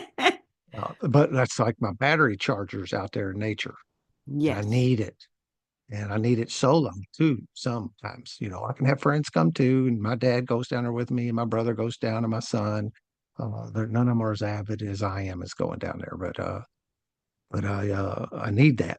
and go down there and plug in, and that's what I do. So I went down there, and yesterday afternoon at like 4 o'clock, I'm just sitting in the woods, and it just starts. Well, about 45 minutes before, I got a little video. 45 minutes before the snow came, all of a sudden, something was off to my left about 8 feet from me. It just caught my attention. And I looked, and an owl had landed right there next to me. And he was going after, he or she was going after something that was in the grass. And I got about a 25-second video because I was Johnny on the spot with my phone out, and boom, Whoa. and it turns, and it's sideways to me, but it goes, and Eh. it's just perfect, just looking at each other, right in each other's eyes. And I think That's that's signs to me. That's yeah. something I kind of like say a higher power attaboy. Those kind of things are like telling me I'm where I'm at, doing what I'm supposed to be doing. Yeah. Uh, but and then just a little bit later, the snow started falling, and there's something Oh, magic about when it gets. We don't get that much snow here. We're almost in the south, I mean, yeah. but yeah, that Heaven. it was That it sounds was like it was hard to leave. heaven. It was hard to leave this morning. I had to leave I kind of can early because I had a see. podcast at noon. But Yeah. I've been Oh, down there since Wednesday night doing that, and again, there's that I'm also a handyman. That's what I'm, handyman and woodwork, and run around and stuff for people. I'm also kind of like, it's kind of funny that organically, and my father gave me all these tools all my life. I was an engineer for 28 years, and in March of 2019, they tapped me on the shoulder and said, "We don't need you anymore." oh, Uh, thank you. yeah, yeah. Now, I don't have any hard feelings over it because now, as I look back, my heart wasn't in it anymore. Just wasn't into it. Right, right. Uh, the corporate aspect of the dance. It was the old emperor has no clothes on kind of thing. We're doing some really weird stuff around here, man. Why do we have to? Why are we doing this? So it was, and they gave me a good severance package and everything. And a realtor called me and asked me if I could fix. Actually, she grew up just right up the street from me as a little kids, and she's a realtor, and she knew I was handy, and she needed something fixed in her house so she could sell it. And she called me up and asked me if I'd do it. And I'm sitting around doing nothing. All I'm doing is yoga every day. That's all I'm doing. And went and fixed it. And then she called back, and then her friends started calling. And the next thing you know, I was a full time handyman, and I didn't even try. Right, I didn't do anything. So there were one of these things that I didn't felt like I didn't take part in that evolution of my life. But it's funny Right. that I look back that I go in places and I fix things for people, and man, they are happy when you run down somebody's honey-do list because that light switch don't work, and this light fixture don't work, and the faucet's dripping, and the cabinet door won't shut correctly, and the Oh, bathroom please. door Oh, the bathroom please. door won't latch. People like their bathroom doors to latch. Oh, okay. They really, really do. And I can see why, man. You're a little vulnerable spot in there. Uh, but to find that I'm doing that in that service aspect of it, because I walk out with money in my pocket, and that's what I need to keep on living, paying the bills. And they've got a big smile on their face because all their stuff is fixed. And Isn't that it's wonderful? just a cool journey that has happened. And I look at me and I see my example, but then I take these other men through the work and some women, and I watch the same thing happen to them. Like it's unreal how many people completely change occupations when they do this work. Oh, They'll be working yes. Oh, someplace and then they're yes. not the same person anymore. And that job is not for me anymore. And they will switch to Right. something new. And it usually happens organically. It's an opportunity that falls out of the sky in their lap. It's not like they got on one of them sites and went out hunting for new jobs. Uh, something comes and lands in their laps. Absolutely. Oh, that's so wonderful. No wonder you are all aglow today. Yeah, I got you fresh from, nature. yeah, That's a my little. really I think powerful message. I've worked 7 days. I think I look back. I worked 7 days in November. The rest of it I spent down there. I had 2 weeks straight. I come home from my men's meetings. It's just an hour away, so it's Oh, not too okay. bad. You feel like you're going a long ways, and you are in all intents and purposes. You are. You don't have cell service. You don't have electric. You don't have water. Uh, Perfect. we get over all that easy enough. But I Mm, come home for my men's meeting because that's important to me. I don't miss it. On Tuesday right. nights at 7:30, we get together and we Mm, have our meeting. And So, and it also gives me a chance to come home and take a shower because that running water thing, uh, that Oh, it would be cold. it was cold this week. Woke up Saturday morning. It was 19. But Wow. we got a wood stove and we Okay. keep that plenty warm like that. And I also run a little generator down there for lights and stuff. We didn't always. I was looking over Hmm. this. Boy, you've somehow or another, it sounds like we've touched on a whole lot. What says an expert in quantum field energetic transformation? Tell me what that is. Yeah. Look at that face. You know, all suddenly you got all serious. I love it.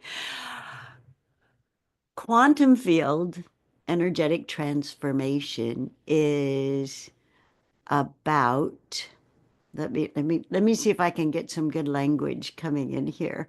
Um, okay. It's about traveling to the source of the force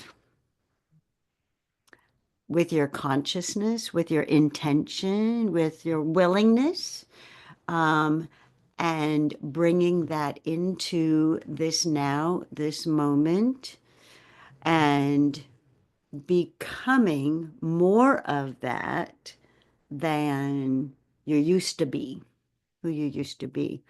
So, my personal story is the journey from the outside in, right? Because the aspect of me named Sanar was off to my right, the right side of my head, and Linda was this coagulation of crap, for lack of a better word, just darkness, darkness, darkness, darkness. And so I started from the outside in to journey into Sanar. So I had to go through all of this um, energy constriction, darkness. It's like traveling in a dark forest of stuff without a flashlight. It was just like crazy. What is available today in this now that we are talking about is wow, suddenly the lights came on. Was that you? What did happen? I don't know what Oh happened. no, it's beautiful. All of a sudden the light came on. Ta-da! I saw it Uh, in my little screen up there, but I didn't sense anything here. oh yeah. Whoop, now it's fading back again. Okay. That is I weird. think it's just somebody saying hello. All right. So Ola is my spirit guide. Ola, she's the one that directed the entire healing process. What, as you were speaking, nowadays, now what is happening is the force energy, the quantum field, the source of the force is entering from within us instead of out, as well as outside of us. But the journey is about opening up to that energy as opposed to trying to mine your way into the goodies through the blockages and the old consciousnesses. Does that make sense?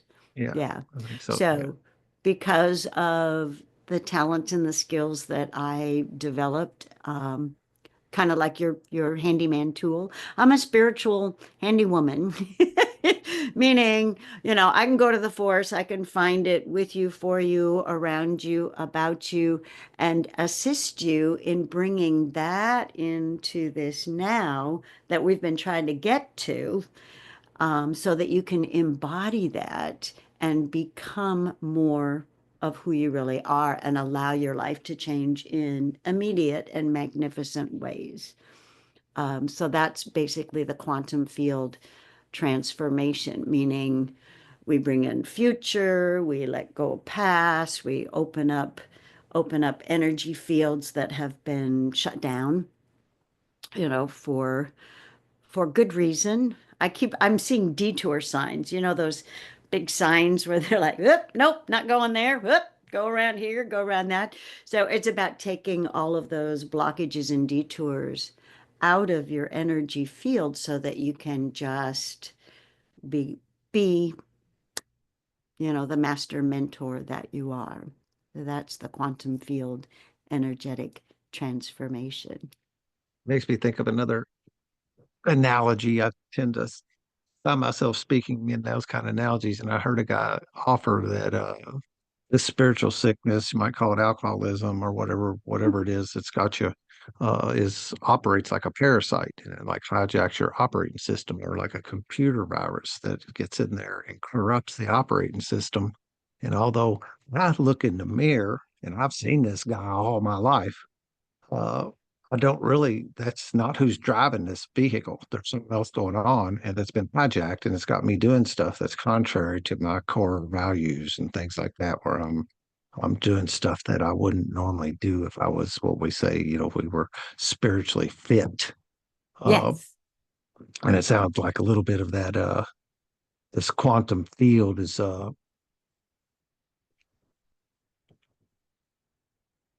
like on the other almost picture a big like tall weeds, tall grass that I can't see through, Right. and that Right. I'm trying to get through all that tall grass to Yeah. get to that field of energy that I'm being attracted to, that I'm trying to Yes. get I won't say my arms wrapped around, but it's Right. my mind wrapped around, my energetic But field wrapped in, absorbed into.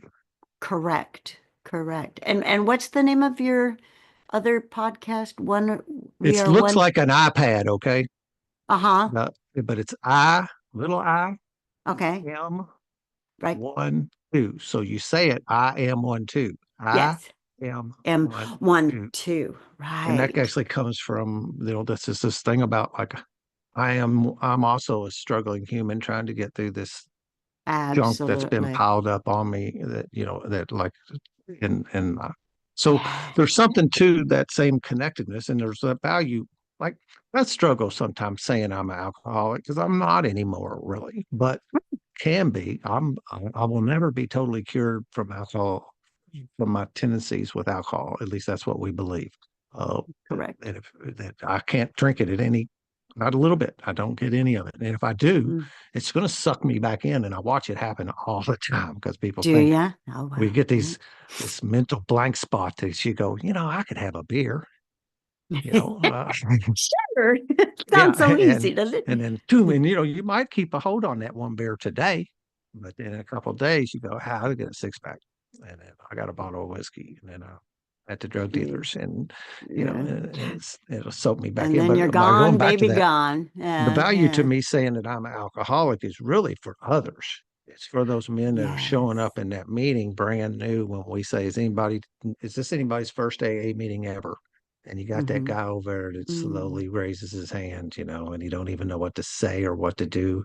And we're all in Right. there talking like Charlie Brown's teacher, that Wah, wah, wah, wah. yeah, and as we say, keep coming back, but that's who that's for. Is that I'm alcoholic too, and you see, I look happy. Oh. Yeah, I'm what we call happy, joyous, and free. Yeah, And yeah. but yet I have the same thing you have. So the I am 1, 2 thing just come out of me one time when we were struggling with that movement to identify. We had alcoholics and we had other people, and they were wanting to identify, and we were trying to like say, if you want to refrain from identifying as this or that, you don't have to say anything. But we're so 12 steppers are so used to, we've trained ourselves to say something after I go, Dan, alcoholic.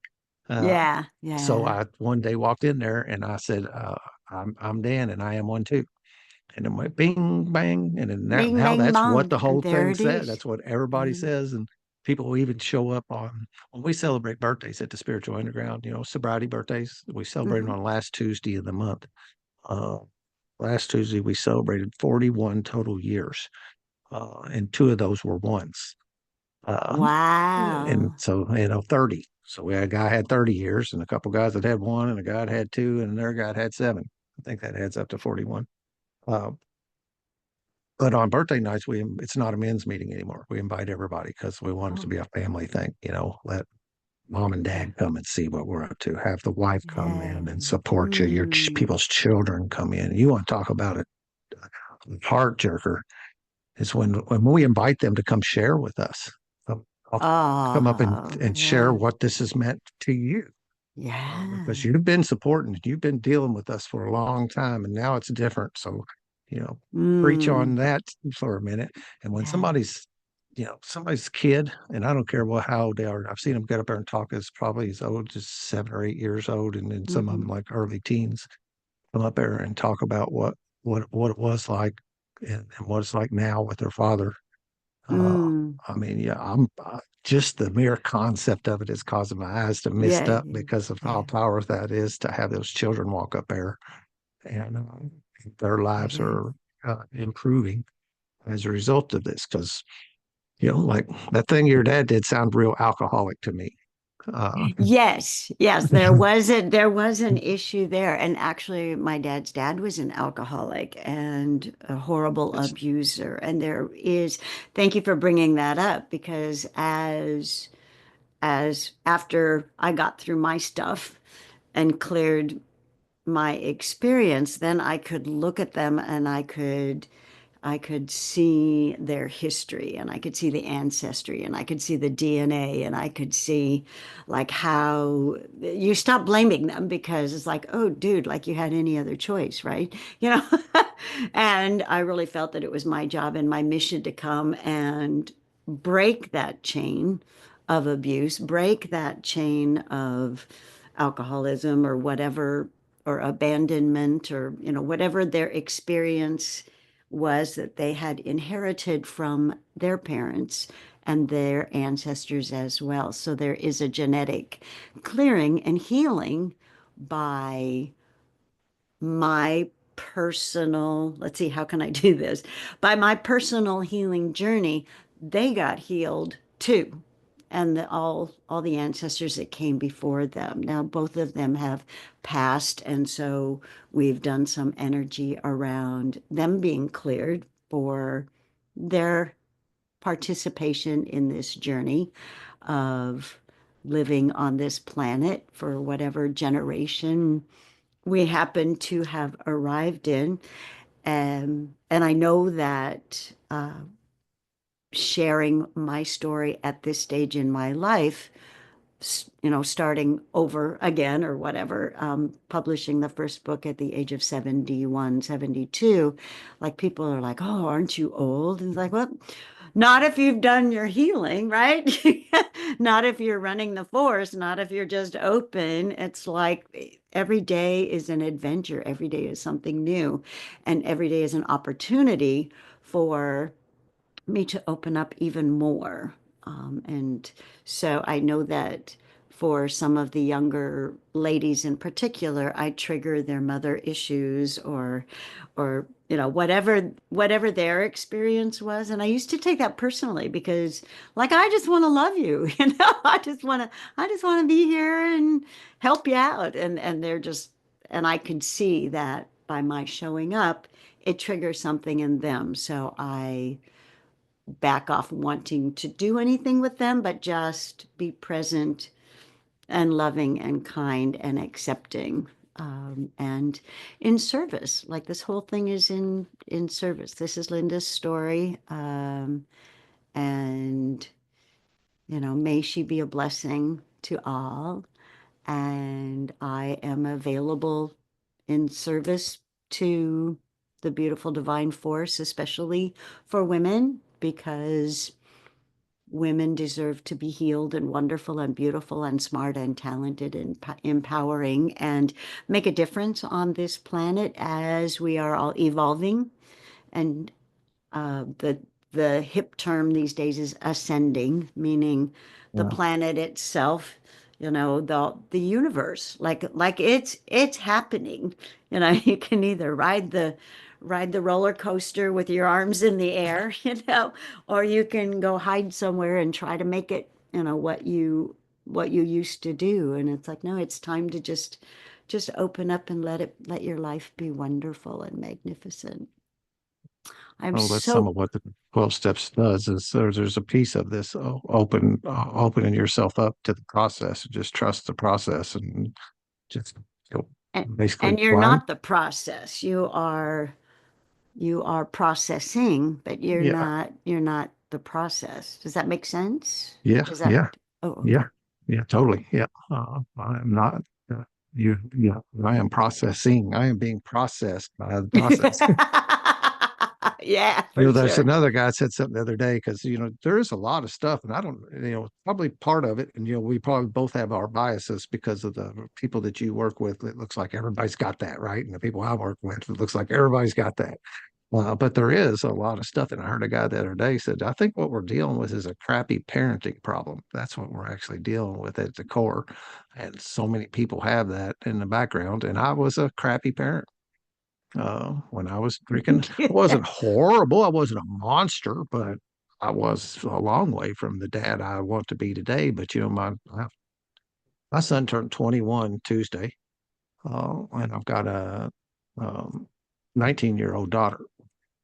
And my healing, you can see that, even though I want to think it's too late, right? My brain wants to think it's too late. No, my healing today is helping them to heal, and that Mm. force that was radiating out. That you almost, sometimes we do some work around, like we do a men's and 12-step recovery, right? I go to you and tell you and admit basically just own my stuff to you, because that's ultimately what most of us just want. Just own it, you Right. know. And but that also, in that we do a lot of work around forgiveness, because I think that's another element that I live today with a heart of forgiveness today, not Mm. the other one, not the one that wants to go through and blame the guy for me off in traffic, like he actually had Dan in mind. He was watching me What? and Just waiting for you waiting for me to come through to. there, and be able to forgive people, and uh, these people that have done less than good things to you.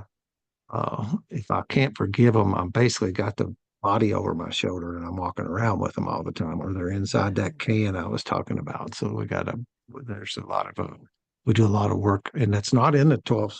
That's some of the stuff my sponsor picked up outside of true 12-step stuff. This forgiveness work that we do isn't in that book.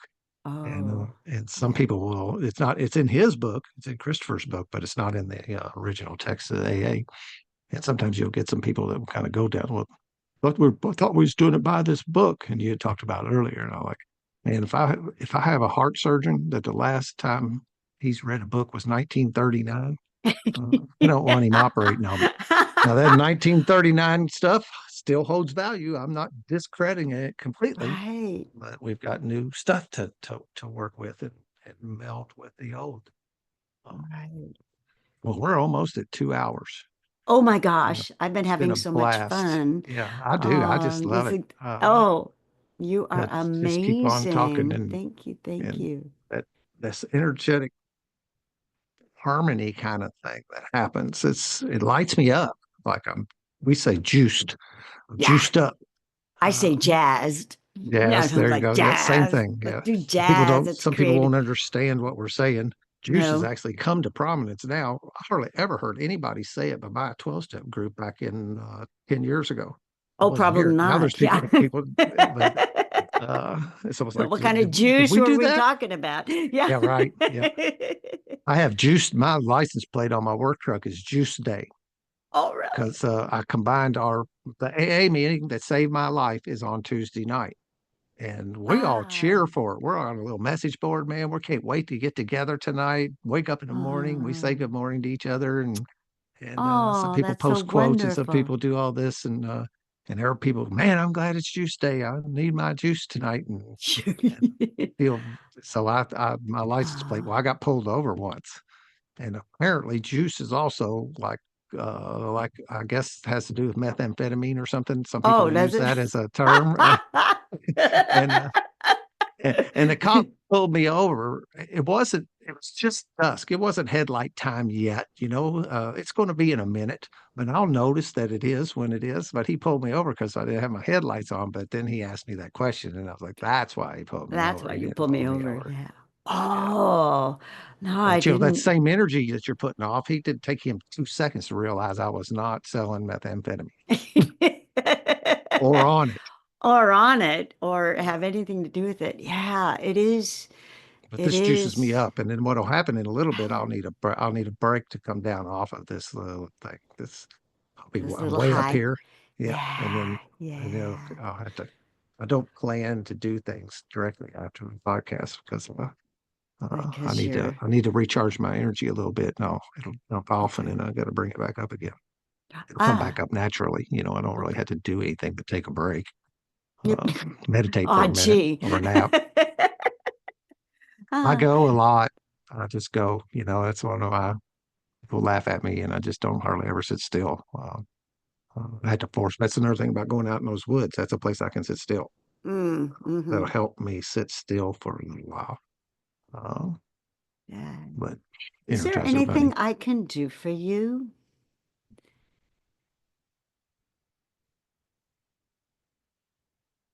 I don't know. I'm not nothing is landing on me that Okay. specifically, but I will give that some more Give thought. that some thought. Kind of come.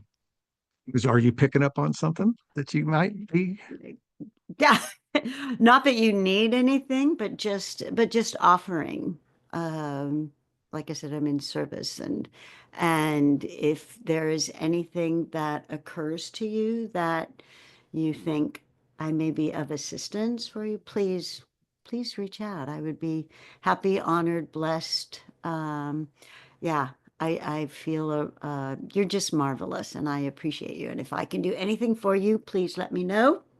Well, And thank you. I feel the same about you. This yeah, connection, and it's weird that it can work through this Ethernet too. I like sitting with what somebody face to face. I prefer that, right? But you get to always this do has that. been a But whole that still learning. works this way too.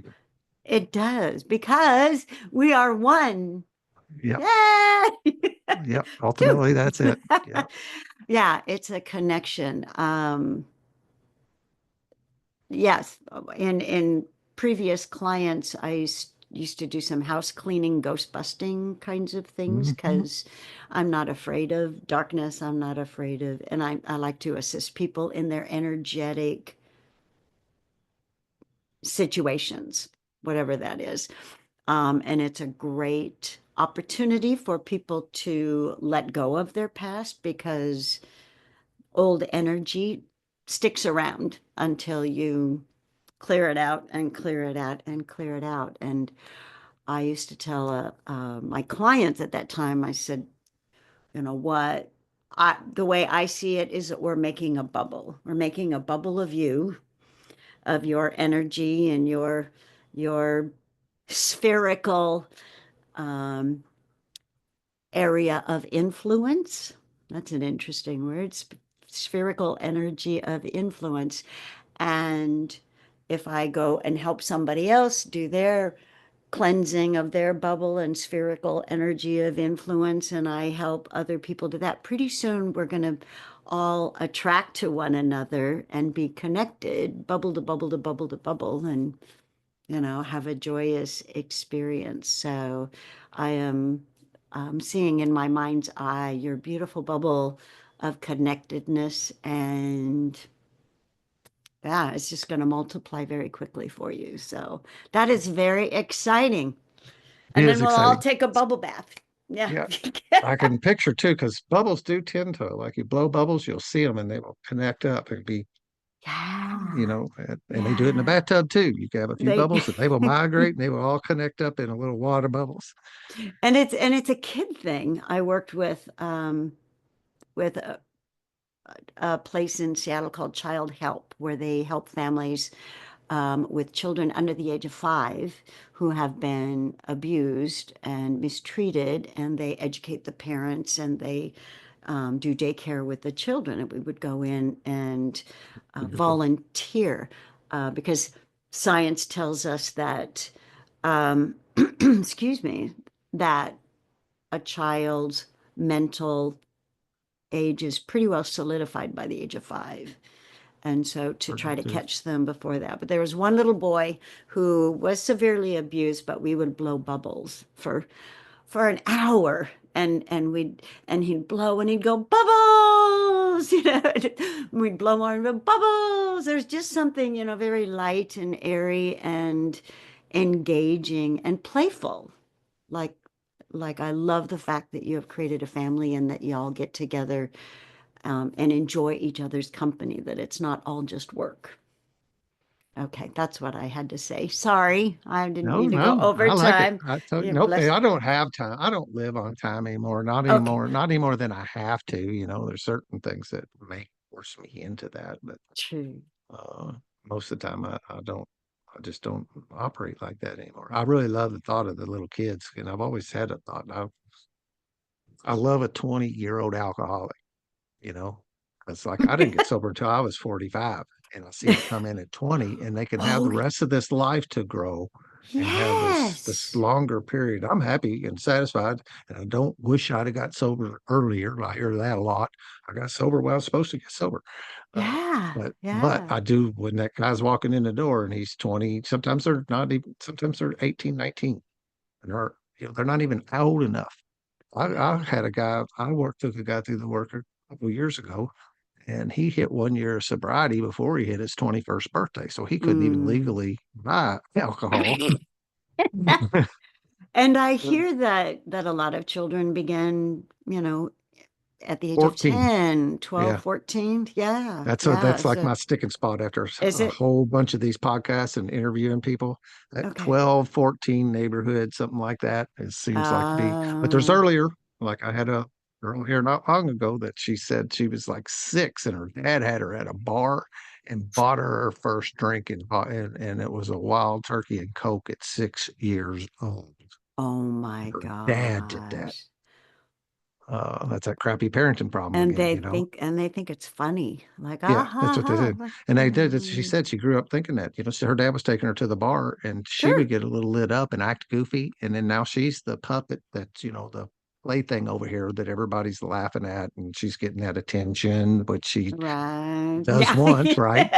And We'll and I take put a it. lot We'll of take it. confusing messages and Oh stuff. And so it's gosh, just that's fascinating to sit here yeah. on this side of the table and have people lay out these stories for me. And I watch how these puzzle pieces, hardly anybody's the same. We're all the same, but none of us are the same. uh, Exactly. and Exactly. What to about hear thank you how for these sharing people, that? yeah, it Yeah. Well, very you cool. Those are youngsters, doing great. Huh? I Those was going to say junctures? that stuff on those youngsters, those Oh, working with those youngsters. little kids, man. And I'm guarantee you that's a delicate probably area at some level, but it on the other side of it, uh, you probably just best to just be let your little kid out to play with them and Yeah. just Let them know that. let that happen. Have, That I've always said that it was good that I got picked at 45 years old. That was cool. How we stop breaking them. yeah.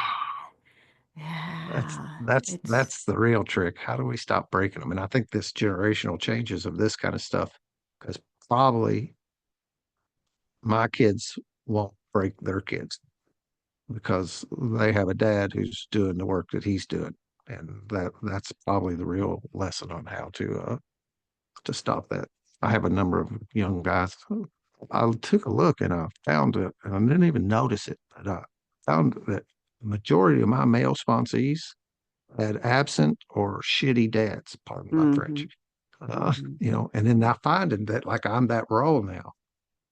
I'm Yes. fulfilling that, as a 12-step Right. sponsor in a way. But then when those guys have a couple of them, a few of them, who have had kids, and I just love watching these men raise those little kids to be free, Yes. not putting them in Yeah. boxes, not breaking them. They're so fun. One of them honored me. I'm the godfather of one of my beloved sponsees. And that little boy just brings so much joy to my heart every time. He calls me Uncle Dan. Yay. It's Unca, Uncle Unca. Dan. Uncle And, Dan. Oh, that's Uncle awesome. Dan, and Charlie will call me and say, "Yeah, I was asking when Uncle Dan's coming back over again."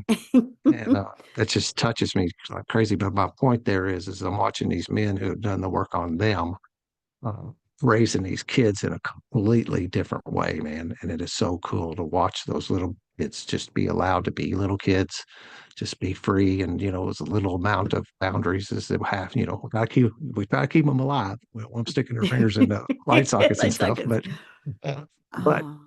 give them that level of freedom and just to see them shining like that. We have this go one more thing. My sponsor has an exercise where you go back and if you can access them, you go back in your family albums and find that little kid that's still Mm. smiling. That's all. That's happy, joyous, and free. Because at some Uh-huh. point, when I looked through my album, my mom made, and it's another thing that's weird. My mom, when I got married, she made me a photo album from the time I was a baby up into that point when I got married. And it's a photo Oh, album that wow. progresses chronologically. And I Nice. looked back in there and I found that picture. And then I could turn a couple pages back past that. And then all the pictures from there on out, the light's out in my eyes in them pictures. But in them Mm-hmm. earlier pictures, the eyes are sparkling. And I have that thought in that photo album where my lights went out. And Yep. I could tell you some stuff that was going on in my life as what turned them out. Right. Right. And yeah, so I I remember that very clearly with my son too. He was way wiser than I ever was, and he was just amazing. But as he turned 13, 14, he started to believe I call it the third dimensional stuff. You know, as a child and just the two of us, I could, I, tried to bubble him into a beautiful world, um, so that he could hold on to that. But he lost that when he started believing, the culture, like yep. like I remember him going to kindergarten and just like running in the door. And I was like, eh, you know, bye, Mom. See ya. And then about 2 weeks later, he asked me to walk him into the door, and I said, "What? What?" I was over the trauma of being abandoned, dropping him off at school, but he had seen that other were afraid to go to school and had their moms walk them in, and so he thought I should walk him in. And I'm like, "Oh, sorry, I'm a single mom. I got to go to work. I can't like walk in, that kind of thing." But just watching him absorb, the culture and the behavior and start to see that light turned off and turned down and not be able to, at that time, I was a mess, at that time, be able to do anything for him. So it is so rewarding to see the younger men of today and how they love their kids and take care of their kids, and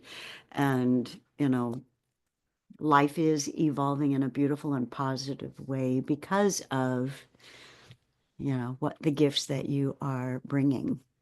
And you, these forces for good that are out there. One of my little things I like to say, if you're watching the wrong things, which is one of them is TV. 10 years ago, I turned off my TV. It wasn't a noble cause. I was on home incarceration for a year.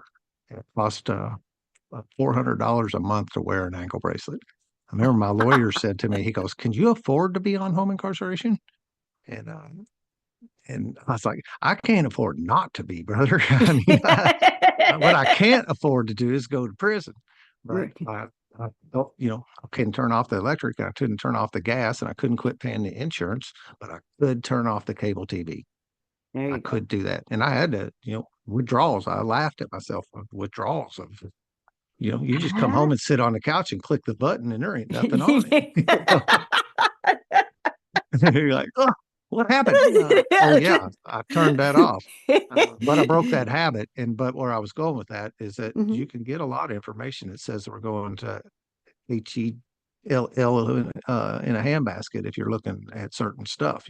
Right. But where I'm living, I don't see that. I see a whole bunch of people that are out there doing good work, Absolutely. I firmly believe that the light will win out over the dark. It will. It'll. The shining I lights think. like you and my buddies and me and Mm, this kind of stuff. With that light will overcome. I agree. Let's party. High five. Boop.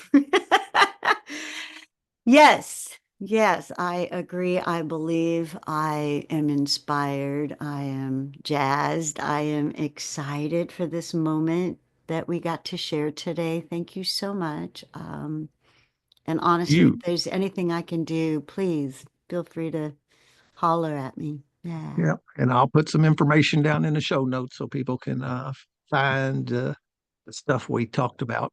Beautiful. I have a pretty good set. Jana was who she sent me uh, a few really good people. So I think I got Oh, your good. information. If I need Okay. anything, I'll holler at you if I want to. Perfect. Uh, I don't know if I saw a website. Do you have a website? I do. I Okay. do. I will find it or I will ask for Okay. It's it. it's my I'm pretty name, good at, and my name is spelled weird, so I see it. Yeah. weirdly, yeah. Yeah. I had a couple of times I had to go back and look at what It that spelled. is. It is. That's Yeah. cool though. I like it. Thank you.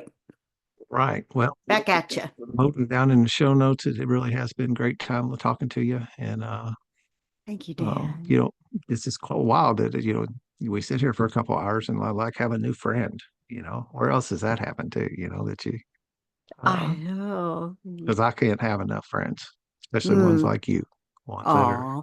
because I Mm. think that energy does, like you said, I take some of you and I put it in me and I'm shining brighter as a result of it. And then I have another one, I guess, and I put some of that in me and I'm shining brighter as a result of it. And the only reason I want to shine more is so I can help more people, so I could be Yeah. more helpful. That's the only reason. But Plus, it's that's fun. but it's but nobody told me it was going to be so much fun, right? Yeah, Right. yeah. I've always been an That's op yeah, yeah. that it's Yeah, just that's what like, the myths of alcoholism, that if I'm gonna stop drinking, I'm never gonna have any more fun. I will never gonna have any more friends. I'm not gonna be able to go to ball games or concerts or, yeah, and we break yeah, all that down and yeah. I say something at the end of the podcast and I'll go ahead and say, if you're not having a blast in your recovery, you're not doing it right. And Oh, more people need to hear that. They I do. I lifted like that it. from somebody else. Everything and like and the same thing probably I don't know I don't have anything new, none of this stuff was come up by me. I'm just carrying the message that was given to me, right? Right. I'm taking stuff that was taught to me and teaching it forward. So I change that up a little bit and I always say that at the end. And I also like to tell everybody that guy said he draws from all the ancient spiritual teachings and new ones now. um, he I was in a Dairy Queen one night, blocking and parrying with him when he's trying to give me tools, right? He's trying to help me. I was still sick back then. It was prior to my current sobriety date. And because I had about 4 years of trying to get this thing from the Okay. time I first walked into recovery to when my current sobriety date is, I had a number of sobriety dates in there. And then I met this teacher who is still my teacher today, my current sponsor, and things shifted for me, just was like, boom. But he said one night when I was blocking and parrying him and telling him he just don't understand about me and how I'm different, terminally unique, he stood up and he was tired. He was over it. He was over it. And I'd pushed him to him normally and all the time. He is calm, cool, collected. You can't stir him up. But that night I pushed him past his threshold. It was really late at night too. I had something to do with it. And he put his finger in my face and I feel this. I don't know that he actually did. He might have just pointed at me. But he said, the thing is, Dan, you must participate in your own recovery. And years later, that come home to me that, it's my job to do. My healing is mine to do, you know, uh, yeah. the victimhood stuff and all that. So, along with if you're not having a blast in your recovery, I also like to thank everybody out there because for allowing you and I to participate in our recoveries in this manner today, because I feel that that's what this is participating in our recoveries, reclaiming Gorgeous. that which was lost or stolen. All right. Well, I thank love you that very much. definition. Thank you so much. Thank And you. anything I can do for you, let me know. I can send you the links for the podcast if you would like. If you would A lot please, of this I would is really like easier to that way listen because to that. when I first looked for I am one too, there was none there, and now there Oh, are more. There ah, are okay. some. And I don't. It surprises me that they allow YouTube channels, to be named exactly the same. I would have thought there had been something that popped up when you tried to name your podcast the same as somebody else's. But I guess there's only so many names that you run out at some point. I don't. I don't know. But I'll send you a link to that, and specifically that little summary of the 12-step one. That's really good. Please, Or that you'll yes. give it a listen. Thank you. With I will. share share tools. Well, and as I move about my bubble, take my bubble hither and yon, this is new information for me. I've never had a one-on-one with a mentor from AA or IM12 or Spiritual Underground, like any of the leaders in these self-healing genres and these journeys of troubadours to to find their own light. And I really appreciate learning about it and being able to absorb it and take it with me, put it in my little toolbox. Like, oh, did you know? Just You know? constantly amazed at how powerful these 12 little steps are. I just watch it Mhm. and I'll get somebody through the work in 4 to 6 months and their life completely changes in 4 to 6 months. And it's, Absolutely. it's, it's unreal. It's amazing and it's beautiful. And, Mm. um, golly, and so all I want to do is do it again. Yeah, more. Party on, dude. Yeah. Thank you for this. I'm so Yep. grateful. I Thank appreciate you. it. And this will come out next Sunday. Oh, okay. I try to do just in time delivery, so to speak. So uh, Perfect. keep them Perfect. fresh. All righty. Enjoy the rest of your Sunday. I Thank you. will. Thank All you, right. Dan. Take Yeah. care.